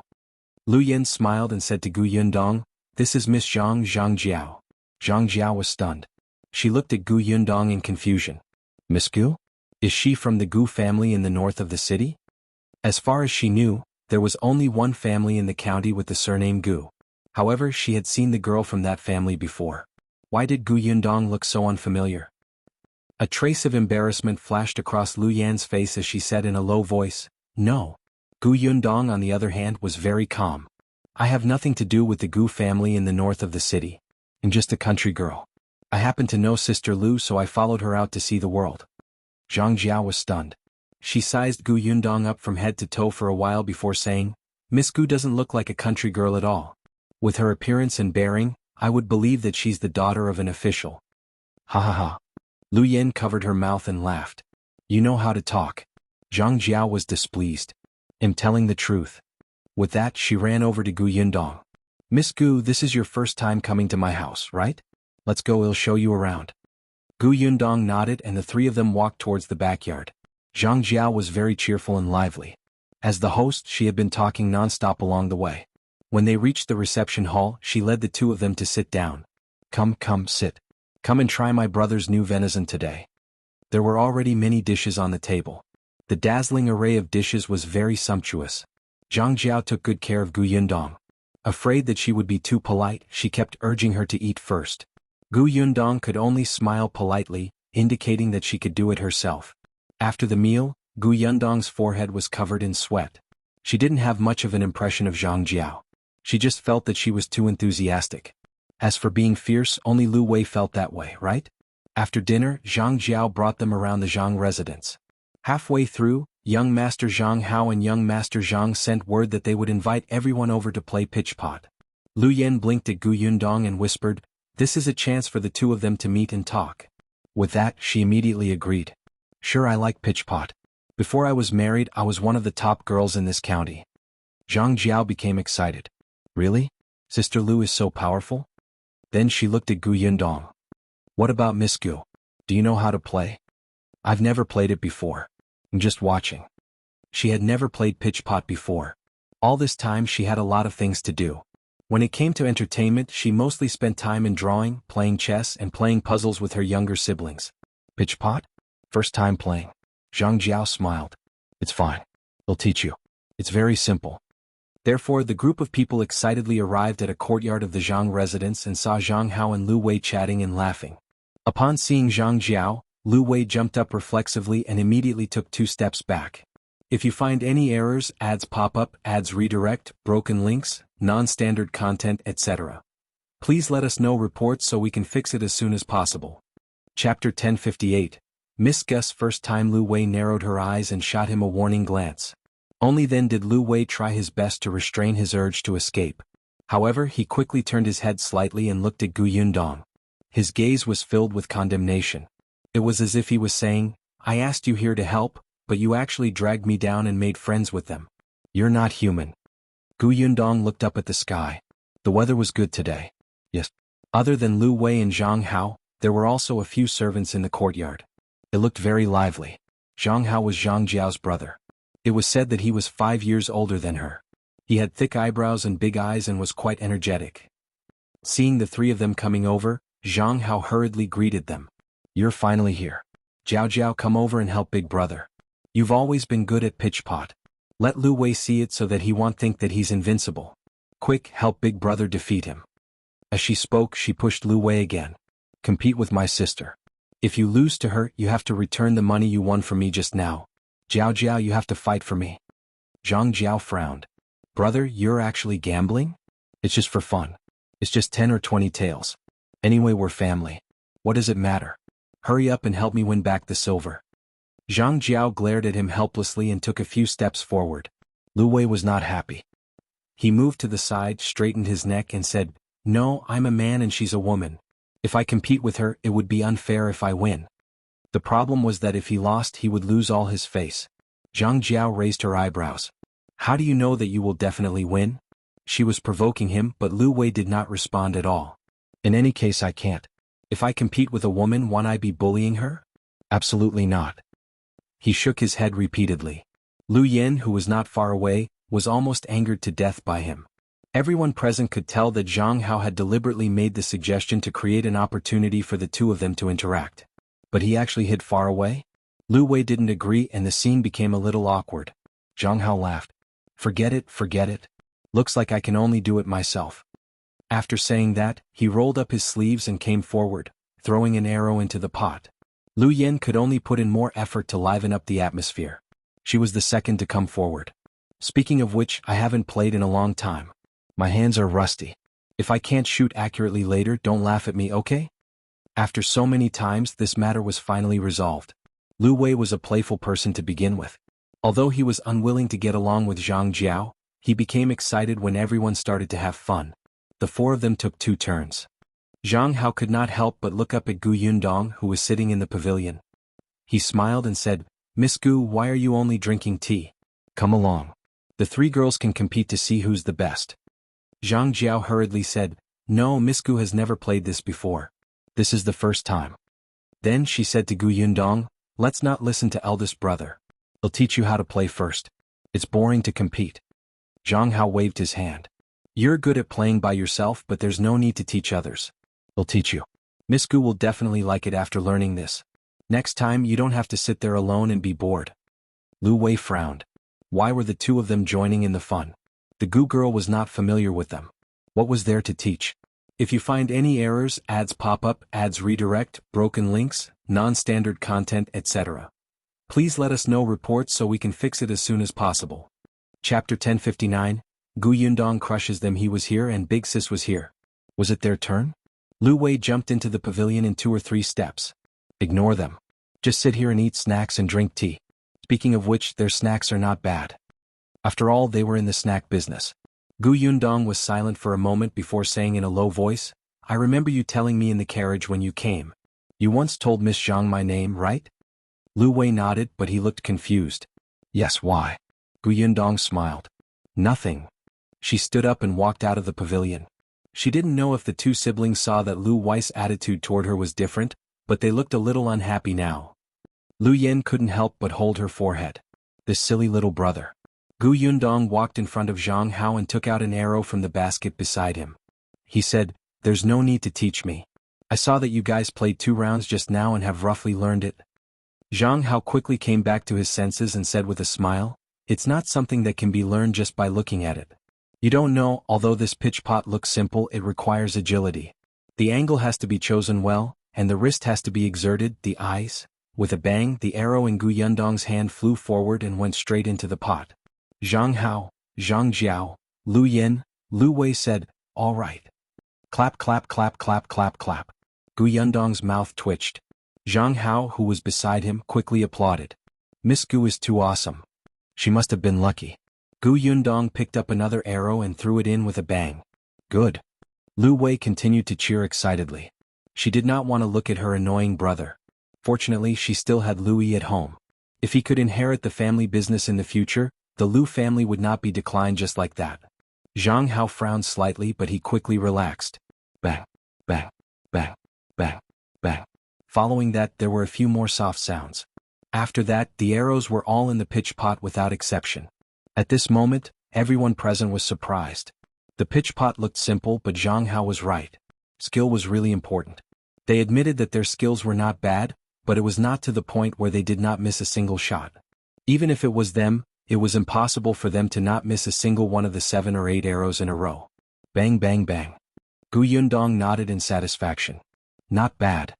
Other than Liu Wei, who had a proud and excited expression on his face, everyone else in the courtyard had wooden expressions. Zhang Jiao took a while to find her voice. Miss Gu, is this really your first time playing? Gu Yundong nodded seriously. It's true. I never lie. Liu Wei secretly pursed his lips. Shouldn't you be honest with yourself? Gu Yundong rubbed her wrist and continued, You also know that I'm just a country bumpkin. I've done too much farm work at home. I'm strong and my wrist is strong. That's why I didn't miss any of them. Is that so? Zhang Jiao was stunned. She looked at her, then lowered her eyes to look at her wrist. Gu Yundong's expression was serious. That must be the case. Zhang Hao was so shocked that he could not say a word just now. Now he finally said dryly, So there are such benefits to doing farm work. Looks like I should go to the field to train. Young Master Zhang, that's a good idea. Gu Yundong agreed. Zhang Hao laughed dryly again. If you find any errors, ads pop up, ads redirect, broken links, non-standard content, etc. Please let us know reports so we can fix it as soon as possible. Chapter 1060. Have you fallen for Gu Yundong? Gu Yundong had thrown the arrows once and almost crushed everyone present.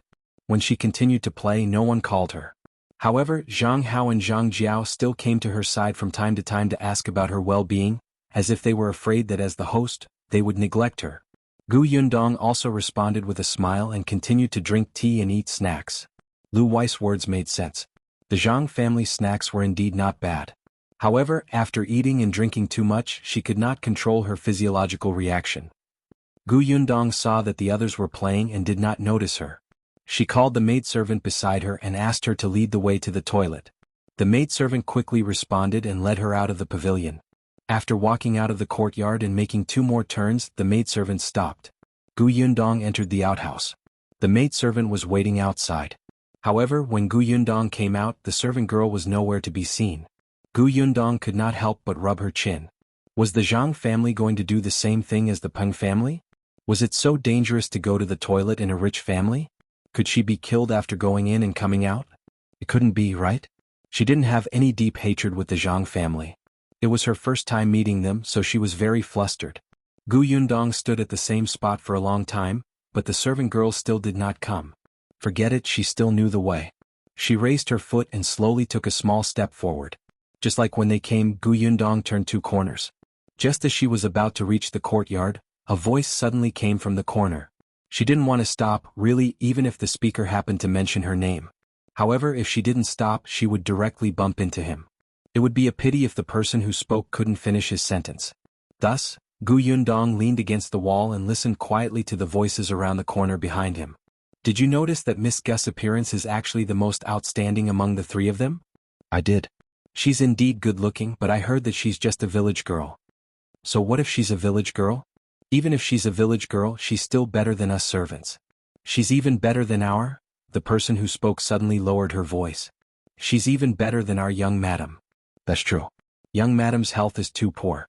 She's lying on the bed sickly all day. Young master doesn't even go to her room now. Speaking of young master, did you notice just now? Young master seems to treat that Miss Gu very differently. That's right.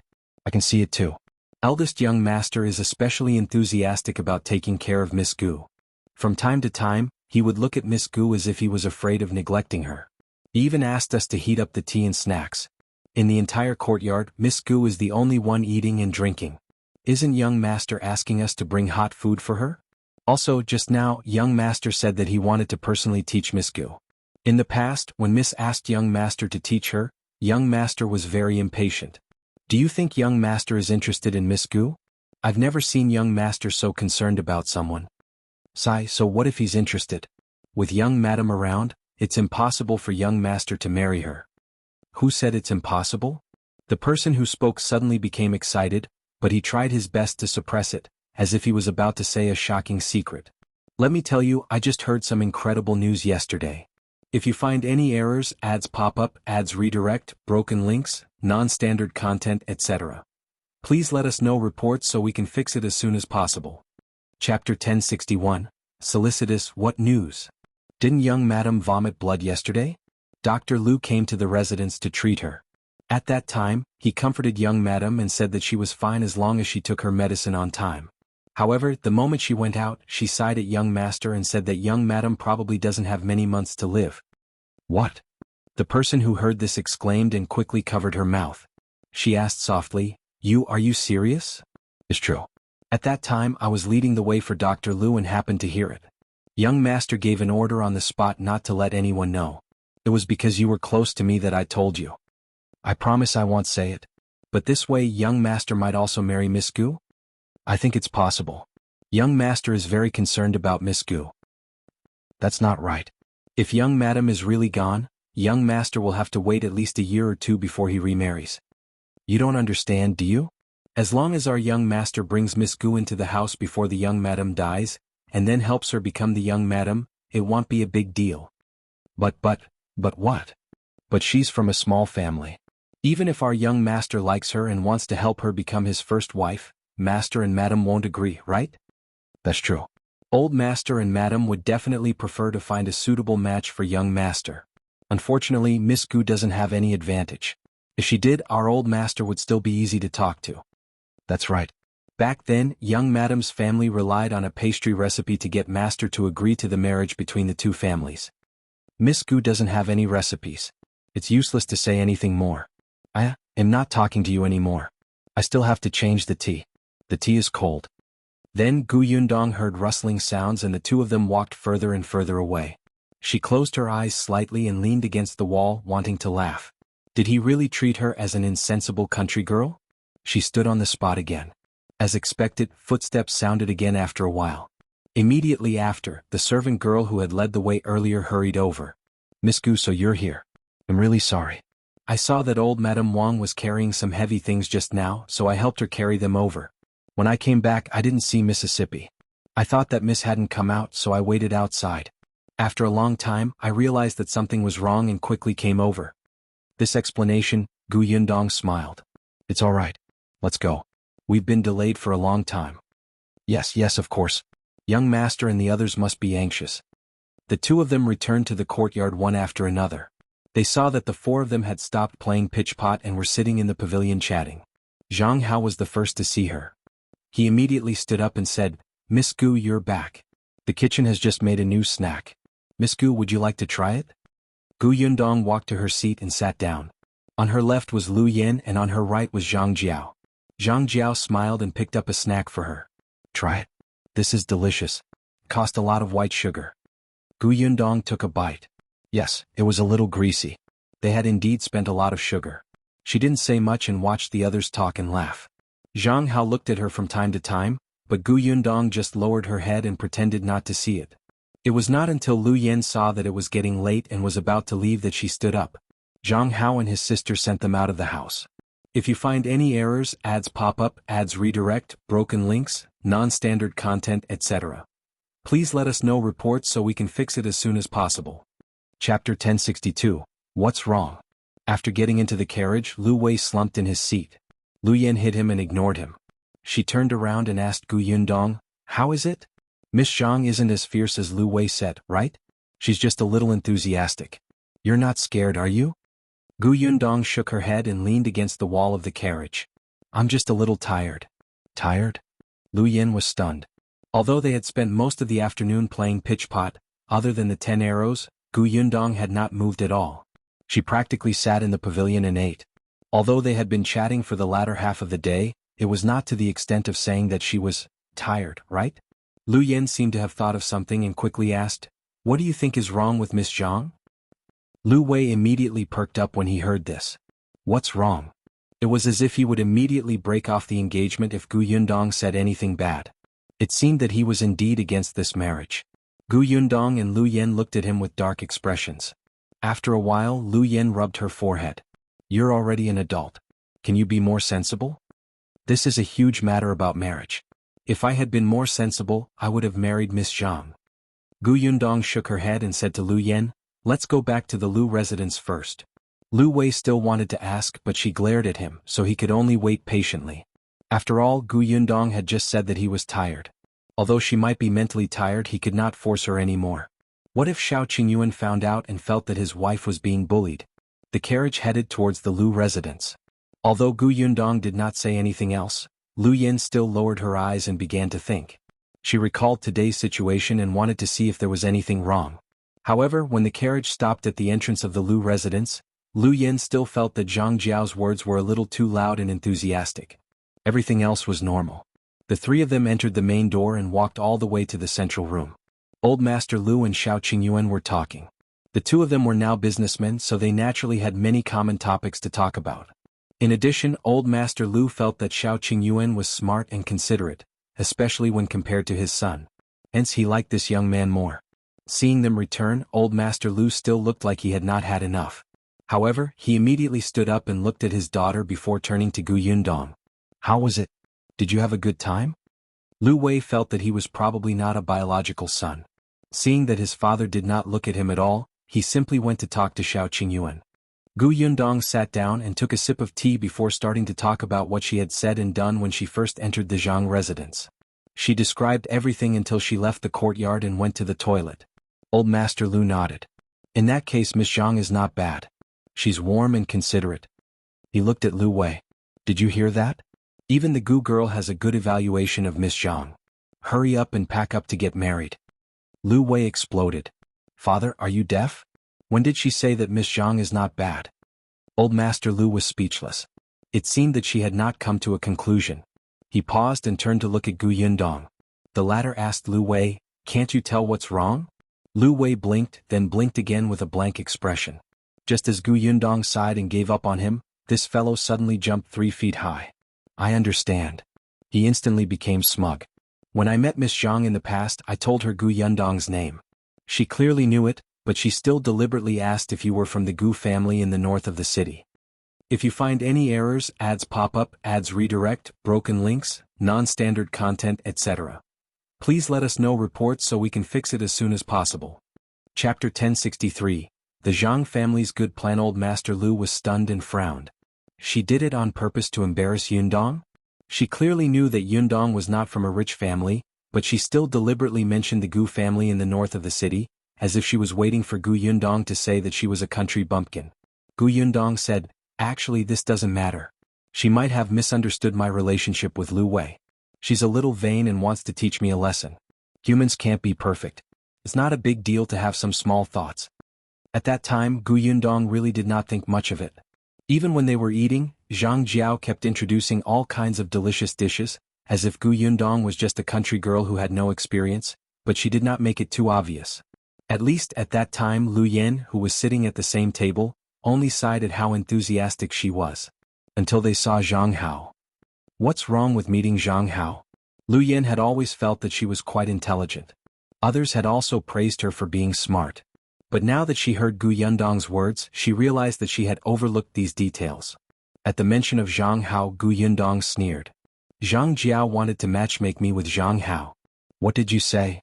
Shao Qingyuan, who had been silent all this while, was the first to frown. Liu Wei was also shocked. After the shock, he silently shrank his presence to prevent Shao Qingyuan from blaming him. Why did she want to matchmake you and young Master Zhang? Lu Yen was a little curious. If she really looks down on your identity, why did she? It's probably for sugar.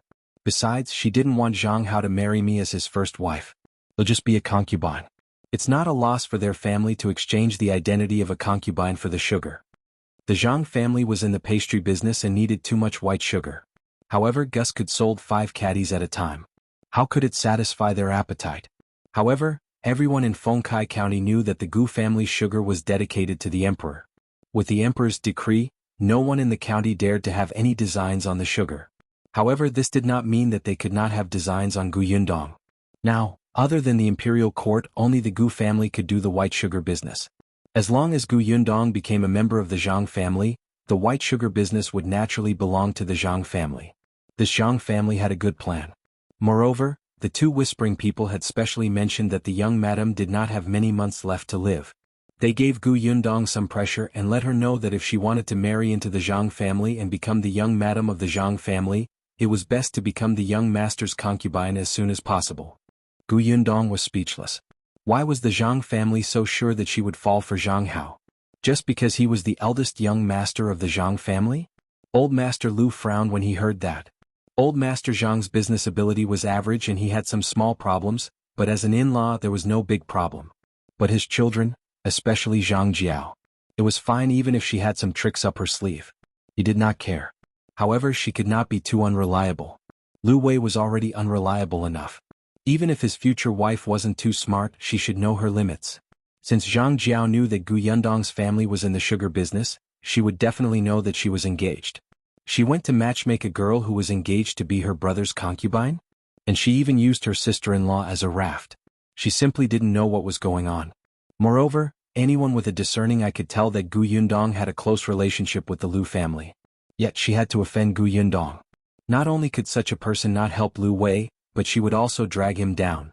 Gu Yundong saw that old Master Liu knew what he was doing, so she added, "Uncle Liu, why don't you spend more time to find out more about Zhang Jiao's personality and the Zhang family's plans?" Gu Yundong was still very concerned about Tao Yan's expression when he asked about the Zhang family. Old Master Liu nodded. He thought so too. If you find any errors, ads pop up, ads redirect, broken links, non-standard content, etc., please let us know reports so we can fix it as soon as possible. Chapter 1064. Shocking result. Liu Wei was very happy to hear that. Judging from his father's words, there was no follow-up to his marriage with Zhang Jiao. However, before old Master Liu found out the results, this marriage had to continue. However, no one expected that after more than a month, the results of old Master Liu's investigation would be so shocking. Not only was Zhang Jiao unreliable, but her personality was also not fierce but vicious. The reason why the young madam of the Zhang family was bedridden was because Zhang Jiao had poisoned her. And the reason was actually because Zhang Jiao and Zhang Hao slept together and disrupted the social rules. This was a huge amount of information. When old Master Liu found out, he almost couldn't breathe. His fingers trembled. The Zhang family actually wanted to marry such a lousy thing to the Liu family and become the wife of his precious son? Old Master Liu was trembling with anger, but he still continued to investigate. As expected, Zhang Jiao was not the daughter of the Zhang family at all. She was the illegitimate daughter of Mrs. Zhang's brother, who was afraid that the tigress at home would find out, so he lied and said that she was Mrs. Zhang's daughter. He gave old Master Zhang some benefits and raised Zhang Jiao in the Zhang family since she was young. It was not until Zhang Jiao and Zhang Hao's affair was exposed that old Master Zhang and Madame Zhang could not wait to arrange a marriage for Zhang Jiao. Of course, Zhang Jiao was unwilling at first. She wanted to reveal her identity and marry Zhang Hao openly. However, she was dreaming. How could old Master Zhang and his wife agree? She was just an illegitimate daughter. Not to mention how revealing her identity would affect Mrs. Zhang's brother. Zhang Hao already had an official wife. With Zhang Jiao's identity, she could at most be a concubine. However, Zhang Jiao was unwilling, so she poisoned young Madame Zhang. Old Master Zhang almost beat her to death when he found out. It was Mrs. Zhang who stopped him in time because she was his niece and had been raised since she was young.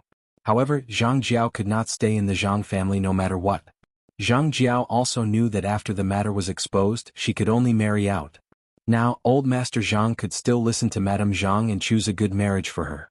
If he waited until the day he got impatient, she might even be given to an old man as a concubine.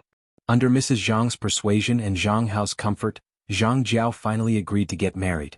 In any case, even if she could not become husband and wife with Zhang Hao, they didn't have to be together day and night if they truly loved each other.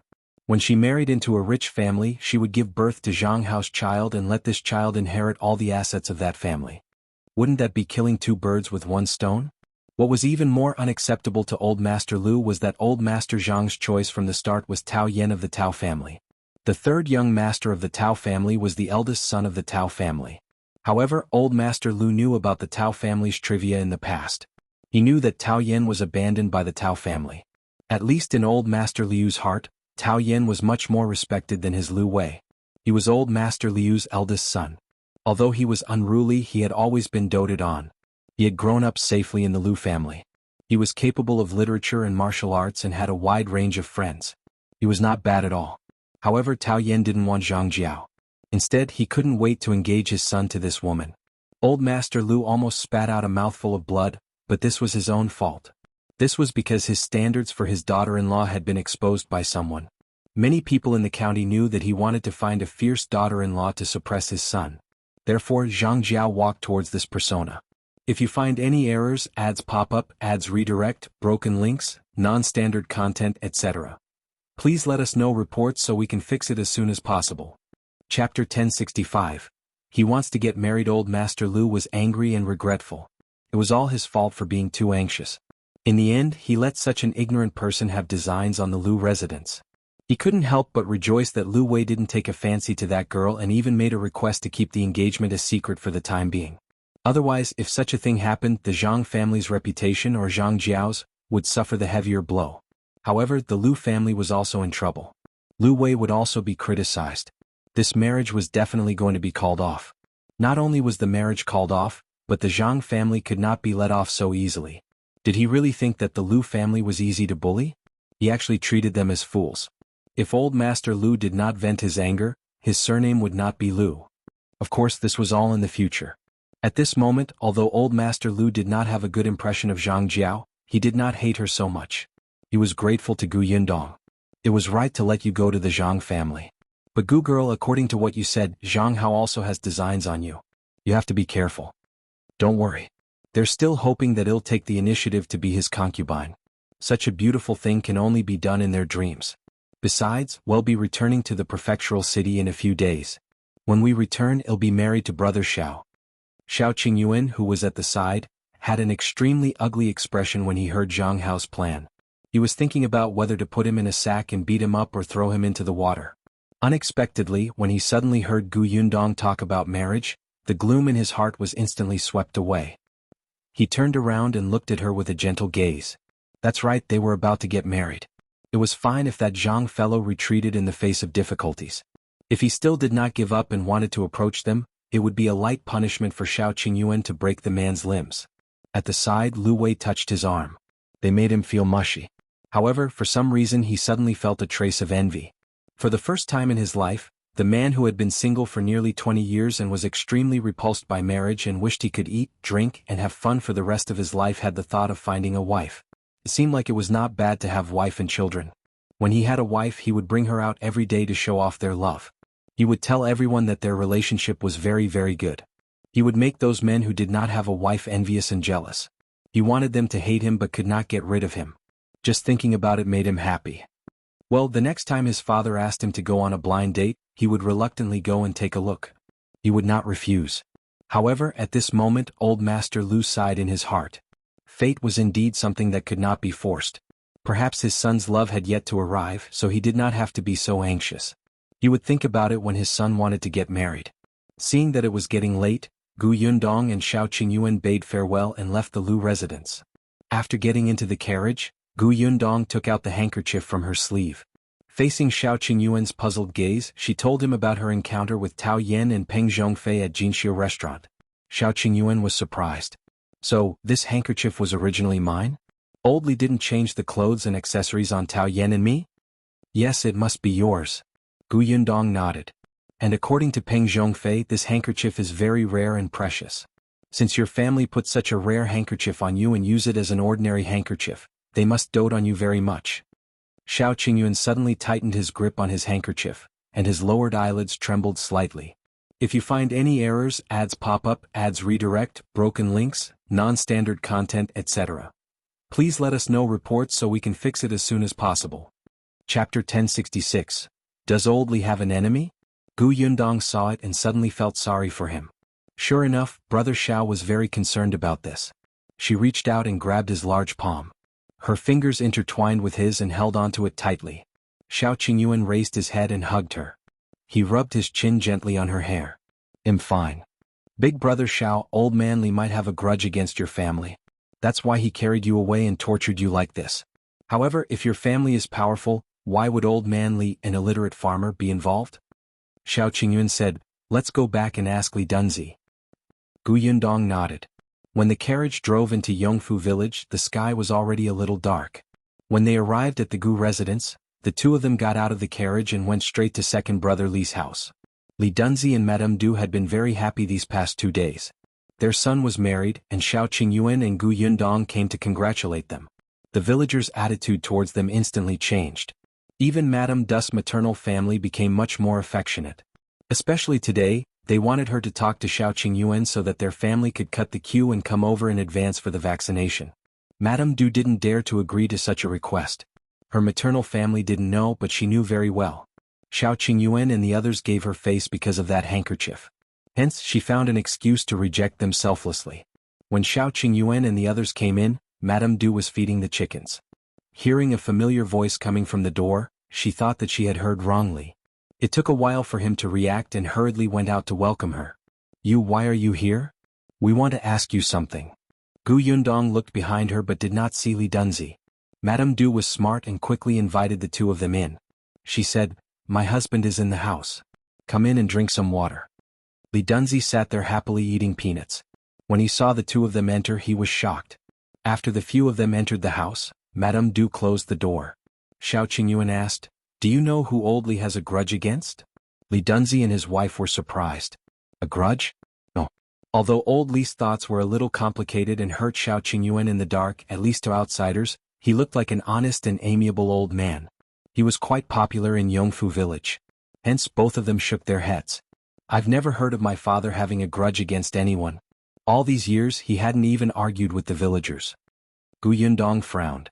Actually, Shao Qingyuan also knew this. She thought for a moment and changed the question. "Then do you know that he left Fengkai County in the past and went to the prefectural city, or even further, like the capital?" Madame Du widened her eyes. "The capital? No way. Why did he go so far away? My father-in-law was just a farmer. How could he go to the capital? That's the capital. Who would dare to go without some money?" She shook her head vehemently, thinking it impossible. Madame Du had only been to the county city at most. She had never even been to the prefectural city. She felt that the capital was on the horizon. It was too far away, so far that she could only hear this name in her life. On the other hand, Li Dunzi frowned slightly as if he was in deep thought. His silence made Gu Yundong and Shao Qingyuan look at him. Madame Du asked in surprise, "Honey, why did you think for so long? Could it be that father-in-law really went to the capital? Was he that powerful?" Li Dunzi shook his head. "I don't know. If you find any errors, ads pop up, ads redirect, broken links, non-standard content, etc. Please let us know reports so we can fix it as soon as possible." Chapter 1067. Very strange. Just as Gu Yundong was about to be disappointed, she heard him say, "Although I don't know if my father went to the capital, he was indeed in the prefectural city." He scratched his head and tried his best to recall what had happened decades ago. "My mother told us that my father was a peddler before he got married. He went to the prefectural city for business. After he got married, he stopped being a peddler. However, he would go out to look for work when he had spare time, but he didn't look for work in the county city like the villagers. He almost always went to the prefectural city so he wouldn't be at home for 2 to 3 months. As for whether he went to the capital, even my mother didn't know. He would not be home for 2 to 3 months? If he rode a horse faster, it was not impossible for him to make a trip to the capital and come back. Then, was he not at home before he carried Brother Shao back?" Li Dunzi knew this. He nodded. He was indeed not around. He went to the prefectural city. At that time we were all grown up and had children. Back then, the 3 of us even asked Father to bring us to the prefectural city to make a fortune, but Father didn't agree and left alone. In that case, Shao Qingyuan might really have been carried over from somewhere else. As for whether it was the capital or not, that was still to be verified. Old man Li did not seem to be close to his 3 sons. He had never brought any of his sons to the prefectural city. This person was really strange. Gu Yundong and Shao Qingyuan walked out of second brother Li's house. The two of them did not speak along the way. There was a vast sea of people and their only target seemed to be the capital. At the very least, they had to know what kind of people had this kind of fabric and whose surname was Shao. There were few pieces of such fabric, so there were always traces. Shao Qingyuan held her hand. There's no hurry. Take your time. It had been 20 years. It definitely wouldn't be that easy. Yes. Yundong exhaled. No matter what, it was good to have a direction. The two of them chatted as they walked. When they reached the entrance of the Gu residence, they realized that Chen Liang was already waiting there. When he saw them return, he quickly welcomed them with a happy smile. Yundong asked, Uncle Chen, why are you here? Did everything go smoothly today? Did those people cause trouble for you? As they spoke, they led Chen Liang through the door. Chen Liang immediately waved his hand. No. When they heard that Qingyuan was not around, they left. Don't worry, everything went smoothly today. I came over to tell you so that you wouldn't worry. However, I think they will come again tomorrow. It's fine. Brother Shao and I will go into the mountains to pick herbs tomorrow morning. Chen Liang nodded. That's good. He also talked about the vaccination today. Some people in the village had already been vaccinated. There were 5 or 6 people in the Gu family's workshop who had already been vaccinated. The production in the workshop could not stop, so it was impossible to vaccinate everyone at once. They could only do it in batches. 5 or 6 people per batch. Anyway, the workers in the Gu family workshop were not worried. Shao Qingyuan would not treat Gu Yundong's people badly, right? Therefore, compared to the anxious villagers in the village, they were much calmer. They continued to stick to their posts conscientiously until it was their turn. It was all thanks to Tong An's leadership that they trusted the Gu family so much. Gu Yundong trusted Tong and more. Chen Liang did not leave after explaining the situation in the village. He looked at Gu Yundong hesitantly. Yundong, there's another private matter that I need your help with. If you find any errors, ads pop up, ads redirect, broken links, non-standard content, etc., please let us know reports so we can fix it as soon as possible. Chapter 1068. Nyodon brother Lu Dangu Yundong smiled. Uncle Chen, you don't have to be so polite. If there's anything you need, just say it. It'll definitely help if I can. It's like this.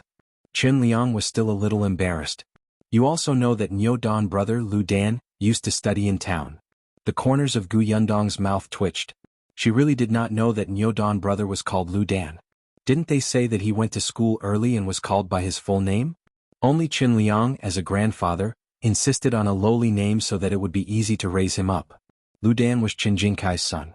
Lu Dan has also gone to Dongyi Academy in the county city to study, Chen Liang said. Gu Yundong said, that's a good thing. Lu Dan used to study in town. When Chen Jingkai was a junior manager, the family of 3 rented a house in town. Later on, Chen Jingkai lost his job, so he naturally stopped renting the house. Fortunately, his mother's maiden family was from town, so Lu Dan stayed at his grandfather's house most of the time, making it convenient for him to go to and from school. However, the Wei family's uncles and aunts were rather dissatisfied. After all, Chen Jingkai had already returned home to farm. Even if he would give food as a living expense every month, how was that enough? They were dissatisfied. The family had a few quarrels because of this, and Lu Dan's studies were also affected. It was only when Chen Jingkai became a county worker that the Wei family became enthusiastic about Lu Dan. However, Lu Dan was not a fool. How could he not see this perfunctory politeness? Therefore, when Chen Jingkai became the shopkeeper and his salary increased and stabilized in the county city, he began to send Lu Dan to the county city to study. It just so happened that Nyo Dan was in Dongyi Academy, so the 2 brothers could accompany each other. Therefore, not long ago, Lu Dan also entered Dongyi Academy. Chen Jingkai was reassured, but the problem also emerged. Nyo Dan had been riding the Gu family's carriage to the county city previously. Now that there was an additional Lu Dan, Chen Liang was embarrassed to let his 2 grandsons freeload someone else's carriage. These days, it was Chen Liang who drove the ox cart to send his 2 grandsons to the county city.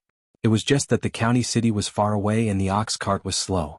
It would be fine if he sent them over once or twice, but if he had to do it every morning and night, it would take too much time. He would not have to do his family's work.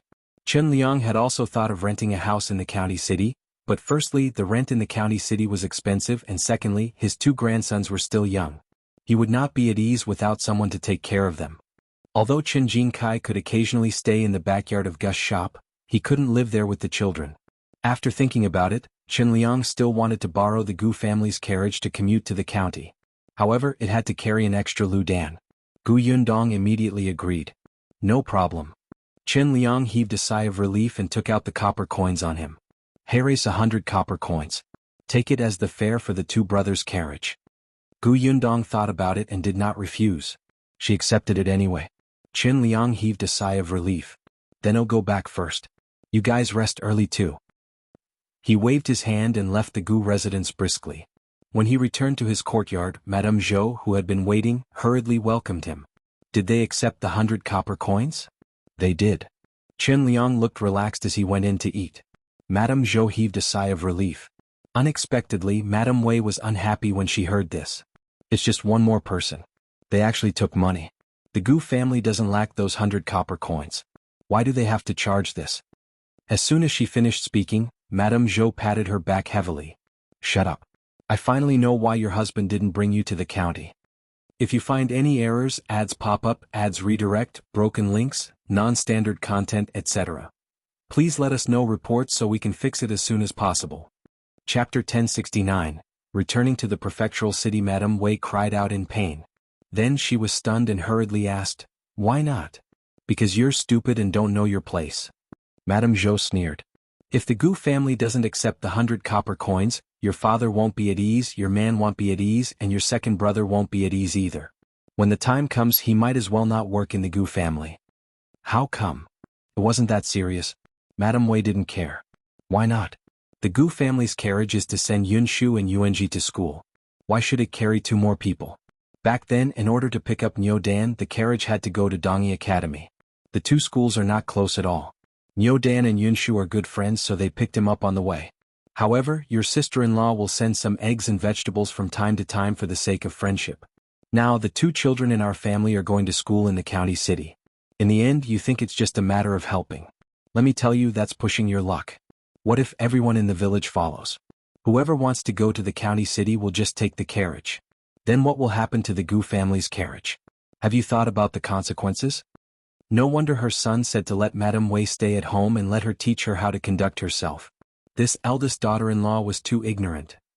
She was so petty about 100 copper coins. If they hadn't been so friendly with the Gu family, would Yundong have considered letting Jing Kai in to be the shopkeeper? Madame Wei did not dare to speak after being glared at by her mother-in-law. When she lowered her eyes, she saw her sister-in-law, Madame Song, laughing at her misfortune. She was instantly furious. Madame Song turned around and went into the house.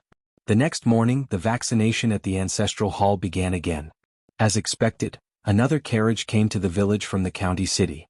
Unfortunately, Shao Qingyuan had entered the mountains early in the morning to pick herbs and did not come out until dark. Everyone thought that he had entered the mountains and would not return until tomorrow. But on the third day the carriage came again.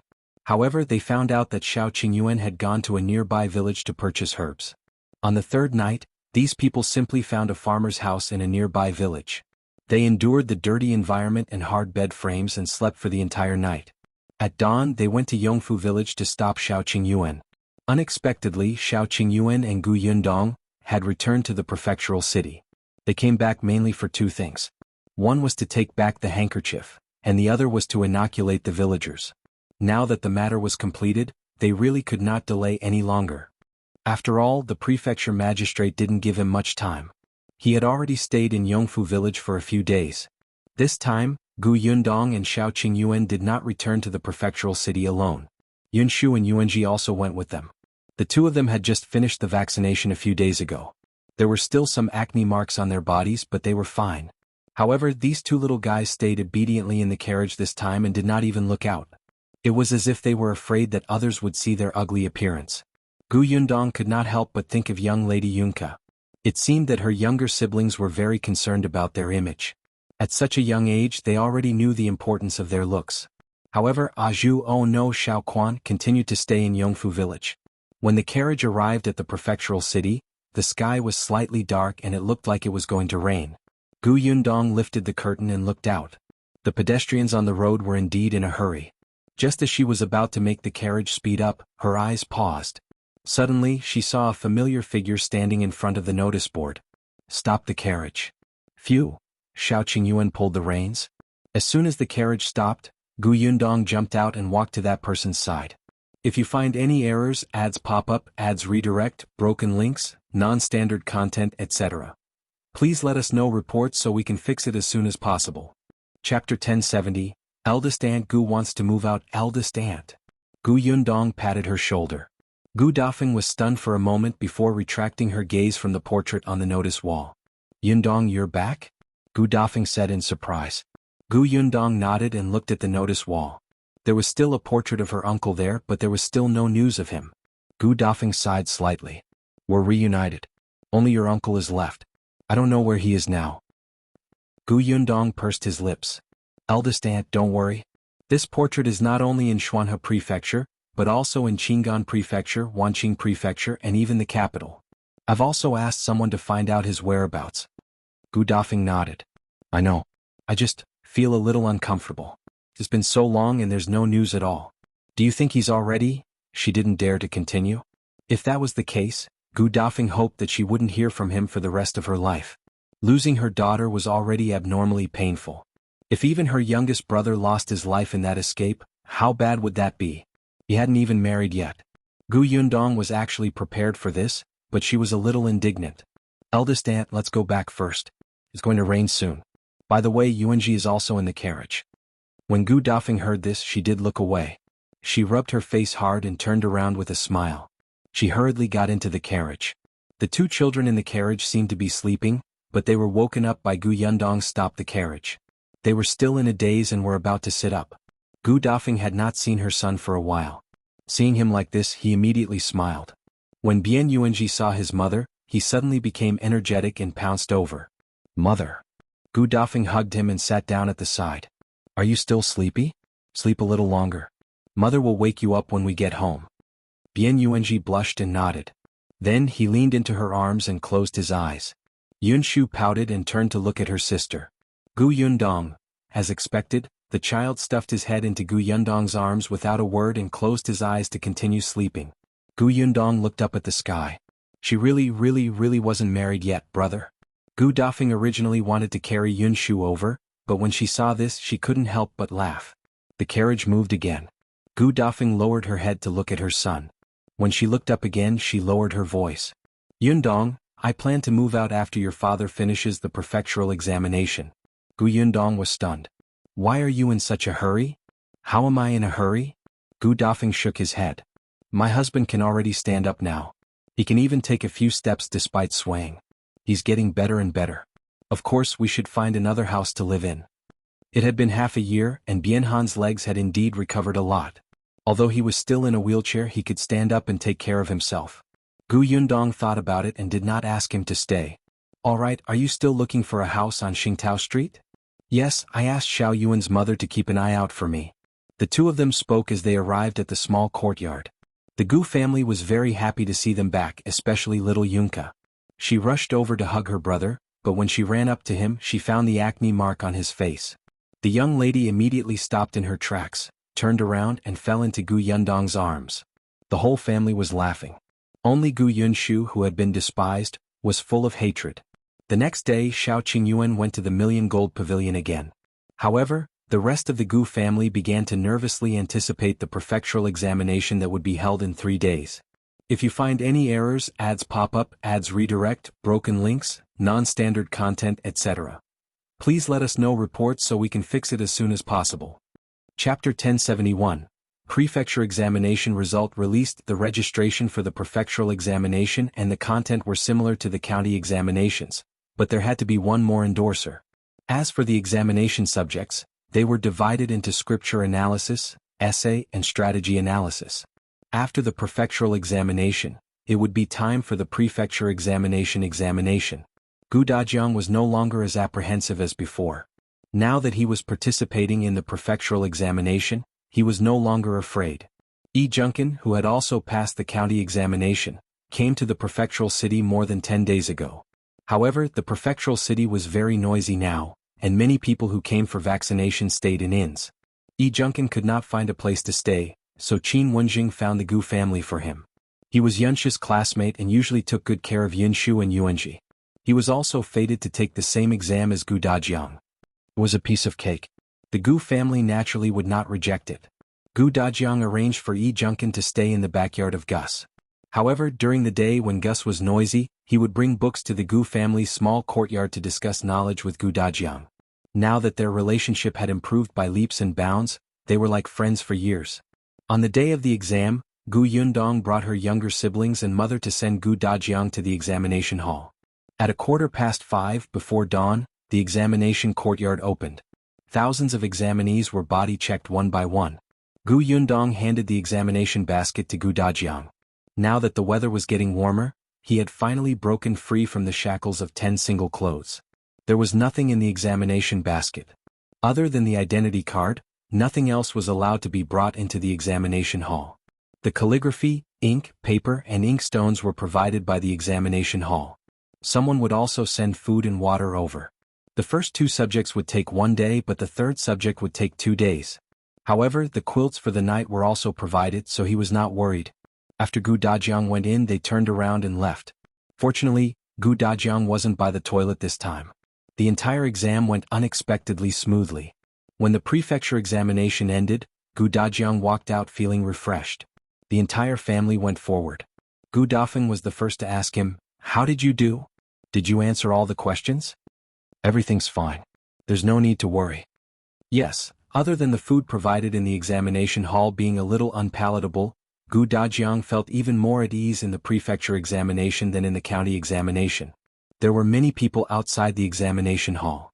Gu Yundong was afraid of her younger siblings getting hurt from all the squeezing, so she quickly got them into the carriage and went back first.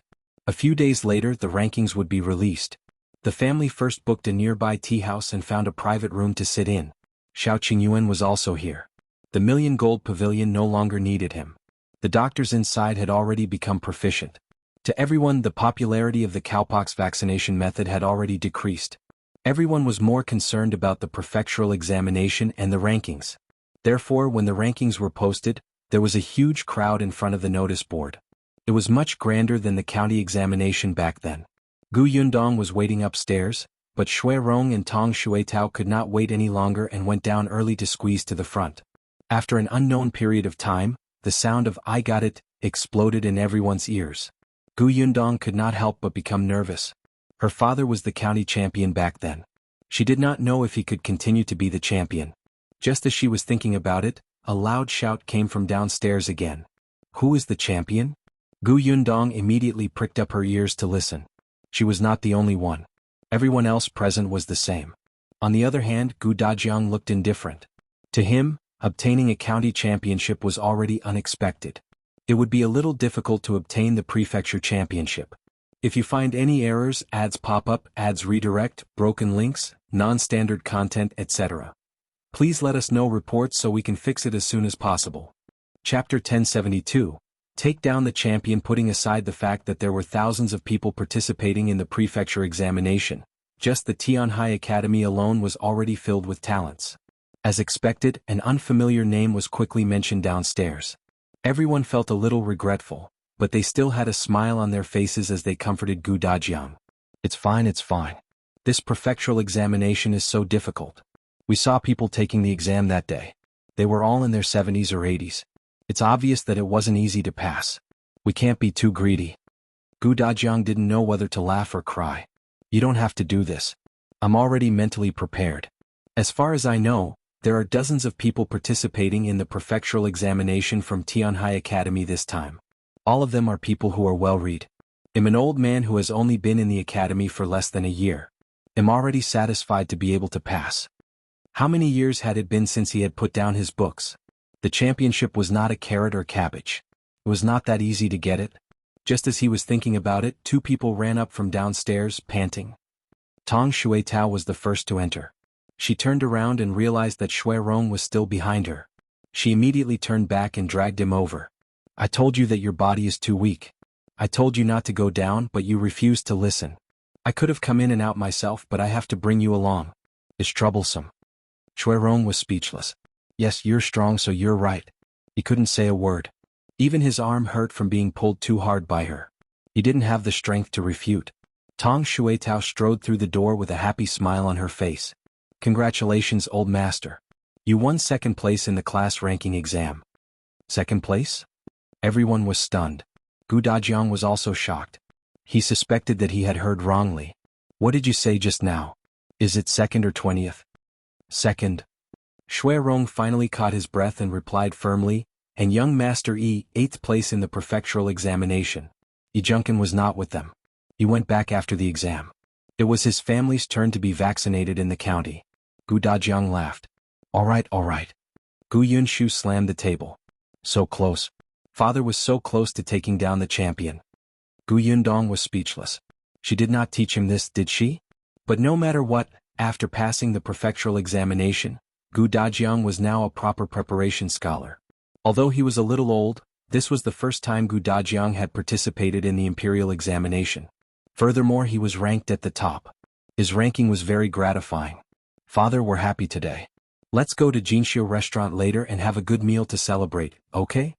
All right, let's go to Jinxiu restaurant. The children were the happiest when they went to celebrate. Yunka had already started to order. Sister, I want to eat peach blossom meat, flour carving chicken, melon strips, squirrel fish and tender tofu and balls. Gu Yundong pinched her pink cheeks. You're quite good at memorizing the names of dishes. I'm good. The little girl patted her small chest proudly. Yunshu and Yuanji followed suit and ordered food. Although Big Sister's dishes were also very delicious, it was also an enjoyment to occasionally go to a restaurant to eat their signature dishes. They had not eaten at Jinxiu restaurant in the prefecture capital. Therefore, before they left the tea house, the Gu family had already ordered all the dishes. When they went downstairs, the group of people looked at the bustling street and quickly walked towards the main road. The carriage was parked in a spacious place. They got into the carriage and quickly rushed to their destination.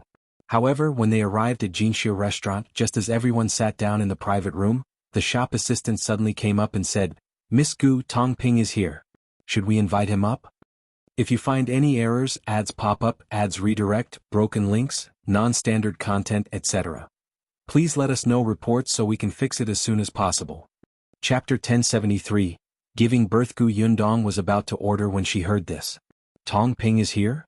Yes, he is. Get him up here. Tong Shuetao quickly stood up. Miss, I'll go welcome my father. Seeing Gu Yundong nod, she immediately followed the shop assistant downstairs. Gu Yundong, on the other hand, found it strange. Tong Ping is here to deliver goods? Then why did he come to Jinxiu restaurant? Maybe to help carry things, Shao Qingyuan said. Because he had a good relationship with the Liu family. Sometimes when the Gu family needed to deliver something and the Liu family needed too, the Liu family would ask them to carry it. It was not troublesome. As they were pondering, Tong Shuetao had already brought Tong Ping up. Gu Yundong looked up and saw the excitement on Tong Ping's face. She could not help but smile. Why are you here? You look happy. She rarely saw such an obvious change in Tong Ping's expression. Yes, there's a joyous occasion. Tong Ping seemed to have thought of something and started laughing. Oh? Tell me quickly. The smile on Tong Ping's face never faded. The night before last, my wife gave birth. Gu Yundong's eyes lit up. The child is born? That's right, Tong Ping's wife's due date was indeed within these few days. Previously, she had even prepared a red packet gift. It was just that it happened to coincide with her father's examination, so she had forgotten about it for a moment. The others also became happy. Tong Shuetao jumped up in shock. My mother gave birth? A boy or a girl? When did she give birth? Is my mother all right? All right. Your mother is quite good. She gave birth to a big fat boy and it went smoothly. This was all thanks to the Gu family's masters treating them well. Tong Ping still remembered that when Tong Shuetao was born, his wife had been in pain for an entire day and night and almost couldn't make it. Shuetao was also thin and small, as if she would die if her parents weren't careful. At that time his wife was thin and weak. After she got pregnant, she had to work too. If she did not do well, she would have to kneel and kowtow to the master and be scolded. When she was pregnant with Shuetao, the young master even deliberately knocked into her stomach twice, scaring the Tong family so much that they thought that they would lose the child. But what could they do? Even if the young master wanted to abort the child in her stomach, they had no right to object. However, things were completely different in the Gu family. They ate and lived well. When their wives were pregnant, they were healthy and did not suffer from any illness. With money in their hands, they could also hire a doctor and a midwife. The food they ate was not bad either. Miss even told his wife to rest more, especially when the pregnancy was unstable in the first 3 months. She did not let her work at all. In the end, even if it was stable, she would only let his wife do some light work. These days there were only 2 young masters in the family. They actually did not have much to do. The 2 young masters were even more amiable. They ran and jumped after leaving the Gu family. At home they only read and wrote. His wife especially liked to listen to the young masters read in the room. Listening to their tender voices, she felt exceptionally comfortable and stable. Tong Ping felt that when this kid grew up in the future he would definitely be like his second brother, Tong'an, who could read and study especially quickly. Actually, her doctor said that it was still a little dangerous for his wife to give birth at her age. However, they did not expect it to be even smoother than Shuetao's. She came out in 2 hours. Even the midwife said that it was a miracle. If you find any errors, ads pop up, ads redirect, broken links, non-standard content, etc., please let us know reports so we can fix it as soon as possible. Chapter 1074. Bestowing a name. Tong Ping's emotions surged and he couldn't help but say, "The child has just been born and doesn't even have a name. I just want to ask old master to give the child a name. I wonder if it's possible?" Gu Dajiang was very happy. "You want me to name him?" "Of course. Back then I was the one who named Yundong and the others." "Thank you, master." Gu Dajiang lowered her eyes and fell into deep thought. He tapped his fingers on the table. The elder sister's name is Shuetao, and the younger brother's name can be Yuzhu. One is water and the other is wood. They grow together. Bamboo also represents tenacious life force, and it also means blessings for peace and prosperity. I hope this child is safe and happy. Brother and sister are united and the benefits will cut through gold. Yunshu was eager to give it a try. In fact, he had already thought of many names in his heart. It was a good time to say them now. When the time came he would let Tong Ping choose one. Unexpectedly, just as he opened his mouth before he could say the first name, Tong Ping suddenly knelt down and kowtowed heavily. "Thank you for the name, old master." Gu Dajiang was shocked and quickly got him to stand up. All right. Today is a happy day. Don't kneel here and there. I like to give names." Unfortunately, Ah Mao and the others didn't look for him when they changed their names. This made Gu Dajiang regret it for a long time. Gu Yundong immediately called out to him, "All right, you're here. Let's eat together. This is a joyous occasion. We have to celebrate." Tong Shuetao was so happy just now that tears flowed out. At this moment she hurriedly wiped her sleeves. "That's right, father. Today is a double blessing. Not only did mother give birth to a younger brother, but master also passed the prefecture examination and got second place." Tong Ping suddenly came back to his senses. Yes. Today is the day of the prefectural examinations result release. Before I came to the prefectural city, the village chief asked me to bring the news back after reading it. I went over just now, but the streets there were too congested and I couldn't squeeze in. I wanted to go around this side, but I didn't expect to see Master and Miss enter the Jinxiu restaurant just as I came over. I hurriedly ran over. In the end, when young Miss asked him what happy news he had, he immediately thought of his wife giving birth to a child and forgot what he wanted to say. Unexpectedly, old Master actually got second place. This was really a joyous matter. Not only that, but young Master Shao had also presented the emperor with the cowpox vaccination method. Everyone in Yongfu village treated him as a hero. 3 blessings. The Gu family was very happy. They called the waiter over to order more food. Everyone ate to their heart's content before leaving Jinxiu restaurant happily. After leaving the door, Gu Yundong said to Tong Shuetao, "Your mother has given birth to a baby. Go back and wait on her before coming back." Tong Shuetao was stunned for a moment before immediately shaking her head. "No, Miss maidservant. I have to follow Miss to protect Mississippi. My mother has my grandmother to take care of her. It's fine."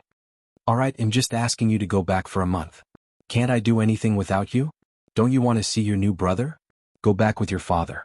Your grandmother is too old to take care of the family and your mother. She can't handle it." Tong Shuetao thought about it and agreed. Her mother would definitely not be able to work right after the childbirth. Her grandmother had to take care of her mother, and the Gu family's house and backyard had to be cleaned up. In addition, the 2 young masters had to return to Yongfu village in a few days. At that time, her grandmother would indeed be too busy alone. She was strong. One person could match 2 people. It was still very useful. If you find any errors, ads pop up, ads redirect, broken links, non-standard content, etc., please let us know reports so we can fix it as soon as possible. Chapter 1075. In going out therefore, Tong Shuetao hesitated for a moment before agreeing. After all, she could not wait to see her newborn brother. Tong Shuetao quickly went back to pack a few sets of clothes, then left with Tong Ping. The Gu family had all returned home. When the results of the prefectural examination were out, the neighbors also knew. On the way back, Gu Yundong specially bought some sweets and snacks for everyone to enjoy. As soon as they reached home, someone came to their door. The people living here were all scholars, including elementary scholars and high scholars.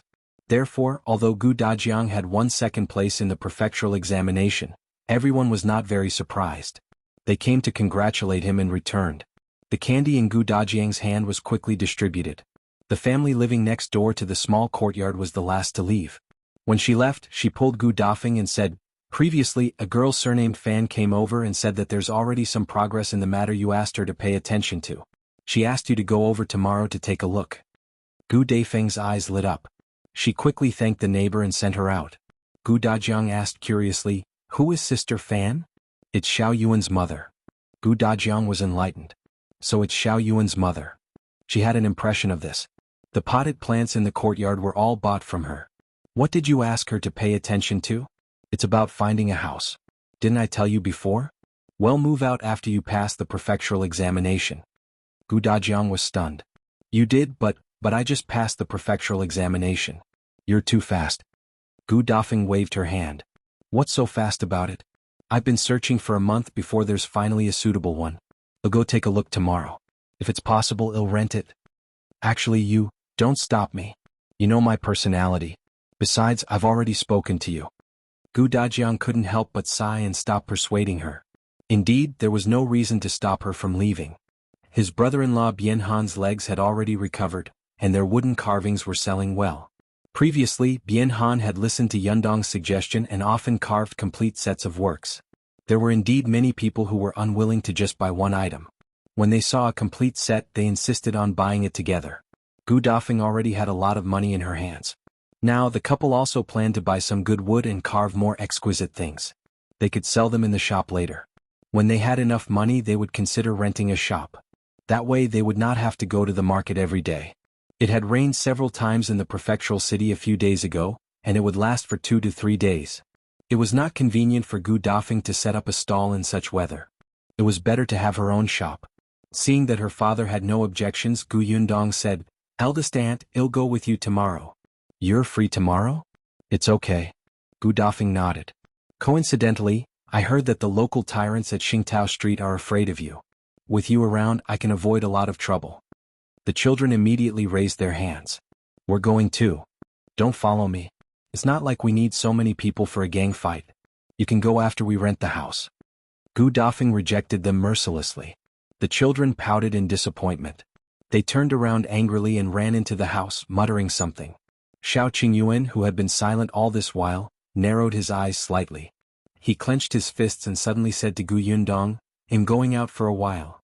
If you find any errors, ads pop up, ads redirect, broken links, non-standard content, etc. please let us know reports so we can fix it as soon as possible." Chapter 1076. Familiar Box, Where Are You Going? Gu Yundong looked at the sky. It was already so late. He could not possibly go to the Million Gold Pavilion. Shao Qingyuan had already reached the door. He waved his hand. "He'll be back in a while." When Gu Yundong wanted to ask again, he had already disappeared behind the door. He moved very quickly and disappeared in an instant. Gu Yundong was confused. After a while, she turned around and returned to the courtyard. Then she saw Gu Dafeng packing up, especially the wooden carvings scattered in the courtyard. She had gathered them one by one. Gu Yundong walked over to help tidy up the house. "Eldest aunt, you don't have to be in such a hurry. You haven't seen the house yet. What if you're not satisfied?" "If I'm not satisfied, so be it. It doesn't matter. I'll have to clean it up sooner or later anyway. Hey, pass that to me." Gu Yundong followed the direction of her finger and handed over a wooden sculpture. Gu Dafeng took it and looked up at her. "Where did Qingyuan go?" "I don't know. It looks like it's an emergency." Gu Dafeng nodded. "That must be very urgent and important. Qingyuan is a good child and knows his limits. You don't have to worry too much." "Eldest aunt seems to have a very high opinion of him?" "That's true. He may look cold on the outside, but his heart is warm. Although he doesn't know how to say good things, the things he does make people feel warm in their hearts. Your uncle's legs have been inconvenient these days. When Qingyuan sees him, he will help. Even if he goes to the toilet, he will carry him. Tell me, who would be willing to do this, especially a young man who is not related to us? Isn't it because he dotes on you? As she spoke, she thought of Bien Mulan's husband. If it was him, he definitely wouldn't do such a thing. Her niece was blessed and would lead a good life in the future. Gu Yundong pursed her lips and smiled. Shao Qingyuan was indeed not bad, but he did not know how to put in a good word. She did not agree. This fellow was smart. She and Gu Dafeng chatted as they packed. She originally thought that Shao Qingyuan would return soon after leaving. Unexpectedly, he only appeared at the entrance of the small courtyard in a hurry when the sun set. Besides him, there was also Shao Wen, the former Ah Mao. Shao Wen was carrying 2 large boxes of things. They looked like tea leaves and wine. Moreover, from the packaging outside, they were the most expensive ones in the prefecture capital. Shao Qingyuan was holding a familiar box. Gu Yundong's eyelids twitched. A familiar feeling welled up in his heart. She was about to go forward and ask him where he had gone when she saw Shao Qingyuan wink at her before striding into the central room. Gu Dajiang was talking to the 3 children. They were very curious about the matter in the examination shed and were asking about the difference between the county and prefectural examinations. Just as they were listening with relish, they saw Shao Qingyuan enter. He said to Gu Dajiang, "Uncle Gu, I have something to tell you." Seeing his solemn expression, Gu Dajiang nodded and said to the 3 children, "All right, go out first. We'll talk later." After the little ones left, Gu Dajiang brought Shao Qingyuan to the study. Gu Yundong stood in the courtyard, his heart suddenly racing. Gu Dafeng had walked to her side and stood still. He asked softly, "Why is Qingyuan looking for your father? He looks very serious." "I'm not sure either." Although she said that, she could not help but clench her fists. Just as she finished speaking, a loud bang suddenly came from inside. If you find any errors, ads pop up, ads redirect, broken links, non-standard content, etc., please let us know reports so we can fix it as soon as possible. Chapter 1077. Gu Dajiang shut up with a bang. It sounded like a stool was suddenly knocked to the ground. Everyone in the courtyard turned around in shock. Gu Yundong was about to walk in when the door of the study was suddenly opened. Shao Qingyuan and Shao Quan were pushed out. Gu Dajiang's face flushed red as he pointed at him with a trembling finger. "Just get the hell out of here right now." Shao Qingyuan didn't move and Gu Dajiang was instantly angry. Although he was a scholar, he was also a farmer. He was so angry that he cursed on the spot. "I told you to leave, did you hear that? I was happy when I just passed the prefectural examination, but you came over immediately to pour cold water on me, right? Wedding? Why don't you take a look at how old Yundong is? Can't wait to get the cabbage? Let me tell you, no way. Wait for another 2 years, no 3 years? Gu Dajiang, shut up." Another voice suddenly sounded in the courtyard. Gu Dajiang instantly stopped talking and looked up at the exasperated Gu Dafeng. Gu Dafeng rolled up her sleeves and strode over. She looked at Shao Qingyuan, who was standing at the door without saying a word but looked a little aggrieved and stubborn. She immediately said gently, "Qingyuan, go and rest for a while. We'll talk to him. Don't worry." Then she turned around and looked at Gu Dajiang with a livid expression. She pushed Gu Dajiang into the room and closed the door with a bang. Immediately after, Gu Dafeng's resentful voice sounded. "Enough. Is there a father like you? Yundong and Qingyuan were engaged a long time ago. Didn't you agree to? Now that you're married, you're still making things difficult for her. What? Are you afraid that your daughter's life will be too good in the future? No. Sister Yundong is still young." Gu Dajiang wasn't that confident when facing his sister. "What do you mean young? She's already an adult. She's a big girl." Gu Dafeng snorted. "If you still want to keep her for 2 to 3 years, you might as well keep her until she's in her 70s or 80s. Gu Dafeng glared at him again, then sighed and sat beside him. She said earnestly, "I know you dote on Yundong and can't bear to part with her, but you can't keep her forever. It's rare for Yundong and Qingyuan to have a good relationship." As she spoke, she suddenly suppressed her voice and said softly, "Moreover, you have to think about it. Qingyuan is different from before. In the past, he had no parents and lived in a dilapidated house. He couldn't even eat alone. In addition, his reputation in the village was not good, so he didn't get married for a long time. But now he has been to the capital, met the emperor, treated the prince's illness and has good skills. He's tall and handsome and has several shops. Do you know how many people are watching him now? When I was at the market last time, I heard many people talking about him. Even many wealthy families in the city liked him and wanted him to be their son-in-law.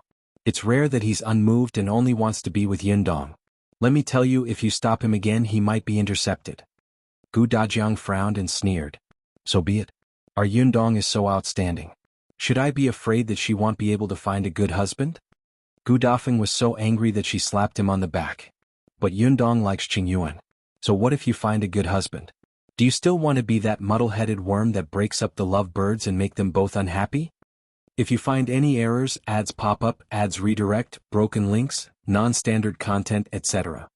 Please let us know reports so we can fix it as soon as possible. Chapter 1078, showing her thumbs. Gu Dajiang immediately fell silent. The people outside the door gradually could not hear their voices and could only look at each other. Gu Ictural City examination, but I didn't say that I was in such a hurry. The rankings have just been released today. No wonder her father was so angry. Shao Qingyuan pursed his lips and paused for a moment before saying, Eldest aunt is looking for a house tomorrow. If it's suitable, she'll probably move over on the same day. He did not finish his sentence, but Gu Yundong completely understood. She stared at him with wide eyes. After a moment, she gave him a thumbs up. Good for you. Is still in the small courtyard? Shao Qingyuan laughed. Don't tell anyone. Gu Yundong rolled her eyes at him. I'm not stupid. As she spoke, the door of the study was opened again. Gu Dajiang's expression was still very ugly, but his tone was much better. He said to Shao Qingyuan, who was at the door, Come in. Shao Qingyuan immediately took the box and entered the study again. Gu Yundong was scratching her head. Why did her father only call him in? Wasn't this about her marriage? Should she, the person involved, go in? It was unknown what was said inside, but after a long time, Auntie Nyo came over for the third time to say that it was time for dinner. Only then did the three of them come out of the study.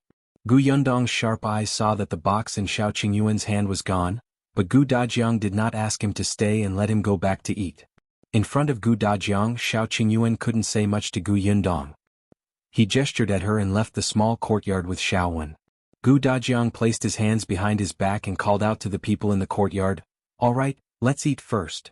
Gu Yundong could only suppress her doubts and follow him to the reception pavilion. On the other hand, Gu Dafeng was a step behind. He walked to her side and whispered, Don't worry. Your father won't dare to hit Qingyuan in front of me and he won't break you up. Gu Yundong was speechless. She was not worried about this at all. After entering the reception pavilion, probably because Gu Dajiang didn't look too good, everyone was very quiet. No one said a word and quickly dispersed after eating.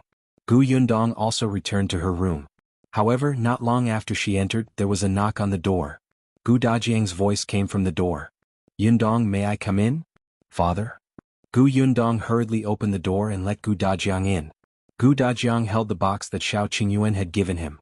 He walked to the table and sat down. Then he looked at Gu Yundong and said, Shao Qingyuan sent this today. Gu Yundong glanced at her father, paused and reached out to open the box. As expected, it contained all of Shao Qingyuan's assets. Betrothal gifts, Gu Dajiang said. He's offered the 2 shops and the house in Yongfu village. He said that he had already given you the contract for the manor outside the city, right?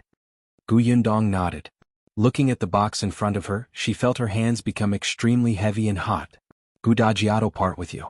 If you find any errors, ads pop up, ads redirect, broken links, non-standard content, etc. Please let us know reports so we can fix it as soon as possible. Chapter 1079. Dowry. As Gu Dajiang spoke, his mood sank slightly. You're my first child. Back then, when your mother gave birth to you, it was difficult for her to give birth. The doctor said that she would never be able to give birth again. At that time, your mother and I thought that you were our only daughter. We wished we could give you everything. Among the 3 children, Gu Dajiang had always had the deepest feelings for Gu Yundong. I still remember when you were just born. You were a little ball. I didn't expect you to get married in the blink of an eye. I felt like I was in a dream. It's unreal. I'm not capable. I didn't give you a good life when I was in the old Gu family. Now in Yongfu village, you're the one who let the Gu family live a good life. Now that I'm already a preparation scholar, I'll become an elementary scholar in August. I can more or less protect you. I just thought that when I get the titles, my status will be different. I can still shelter you from the wind and rain for a year or 2. I didn't expect that kid to be so impatient. Gu Dajiang couldn't help but lower his head and wipe the corners of his eyes. Gu Yundong's heart ached at his words. She felt both suffocated and warm. She knew that her father had been trying very hard to support this family, so he had worked very hard. He had won the championship in the county examination and 2nd place in the prefectural examination. He wanted to obtain a title as soon as possible and shield her from the wind and rain. Gu Yundong had always known that her father wrote letters, copied books, and drew drawings to earn money. He also worked hard to promote candy in the academy. He was silently supporting his daughter in his own way. Although there were people in the academy who criticized him for being a greedy scholar, Gu Dajiang didn't care. He only cared that as a father he still needed his daughter to work so hard to support him in his studies. He wanted to share some of the burden even if it was insignificant. He wanted to help Yundong more, but Shao Qingyuan cut him off.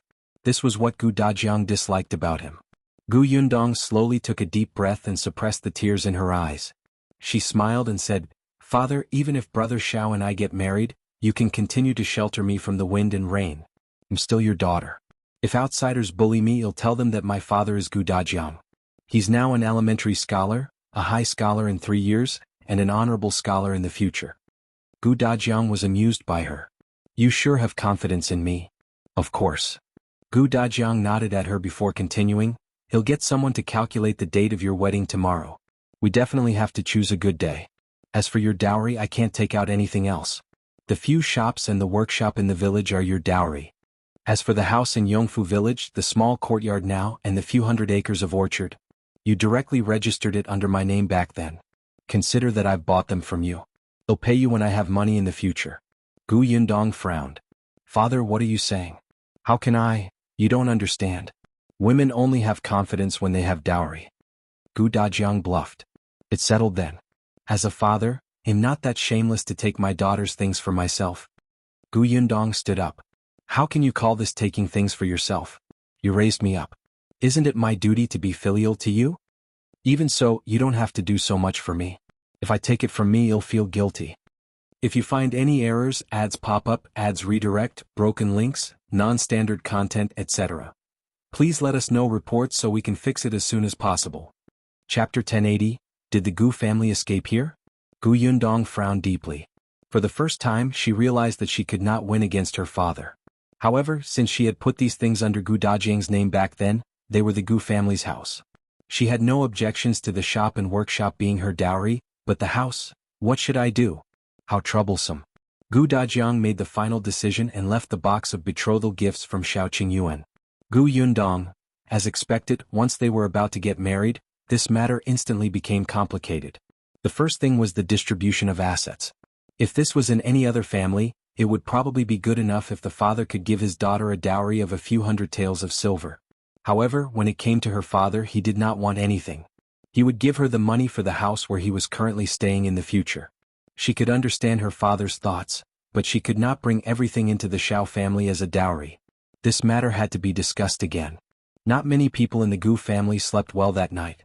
However, the next day Gu Dafeng still woke up early. Gu Yundong had agreed to accompany her to look at the house. Not many people went. Besides her and Gu Dafeng, there were also Bian Han and Shui Rong. The others, especially the 3 brats, stayed at home obediently. Gu Yundong had been to Xingtao Street several times, so she was already familiar with the place. When she knocked on Xiao Yuan's door, Madame Fan and Xiao Yuan happened to be going out to set up a stall. When she saw Gu Dafeng, Madame Fan immediately put down the card in her hand and planned not to go out. "You're here to look at the house, right? They'll bring you there now." Gu Dafeng quickly stopped her. No need. Just tell us where the owner is. It's a rare good day today. Don't delay your business. We'll go over ourselves." Gu Yundong also said, "That's right. Mrs. Fan, you should be busy. We're all adults now. We can find the place by ourselves." "How can that be? We agreed that I would bring you there. How can I leave you behind?" Just as she finished speaking, a head suddenly popped in from outside. When she saw the person inside, she immediately exclaimed, "Boss? Why are you here?" Gu Yundong turned around. "Wasn't this Su Qing? You're off today?" "Yes, it's my turn to rest. I heard some movements here, so I came over to take a look." The Su family lived next door, which was very close. Xiao Yuan was on good terms with her, so she immediately explained everything in detail. Su Qing nodded in understanding. "I know where the owner is. Mrs. Fan, go ahead. They'll bring the boss and the rest over." "You do." Su Qing nodded with certainty. Madame Fan was relieved. Only then did she bring Xiao Yuan out of the courtyard and go to the market to set up a stall. Su Qing went home and informed Mother Su. Mother Su found it strange. Boss Gus Aunt is looking for a house? Why is she here? Could it be that her aunt's family isn't well off? One had to know that the rent of the houses here was cheap, But this place was not very peaceful. Just the local tyrant alone was a headache. Su Qing said, I heard that after the boss aunt fled to the Xuanhe Prefecture 2 years ago, she was lost. She just reunited with the boss last year. Her family should be in trouble. Escape. Mother Su was surprised. Her aunt escaped from the Yongning Prefecture? That's right. Didn't I tell you? The boss also fled here. That's why I especially admire her. With that, Su Qing hurriedly ran out of the door. Mother Su muttered, she's indeed admirable. She just escaped from the famine 2 years ago. Now there's actually such a big. Wait, she escaped from the famine? If you find any errors, ads pop up, ads redirect, broken links, non-standard content, etc. Please let us know reports so we can fix it as soon as possible.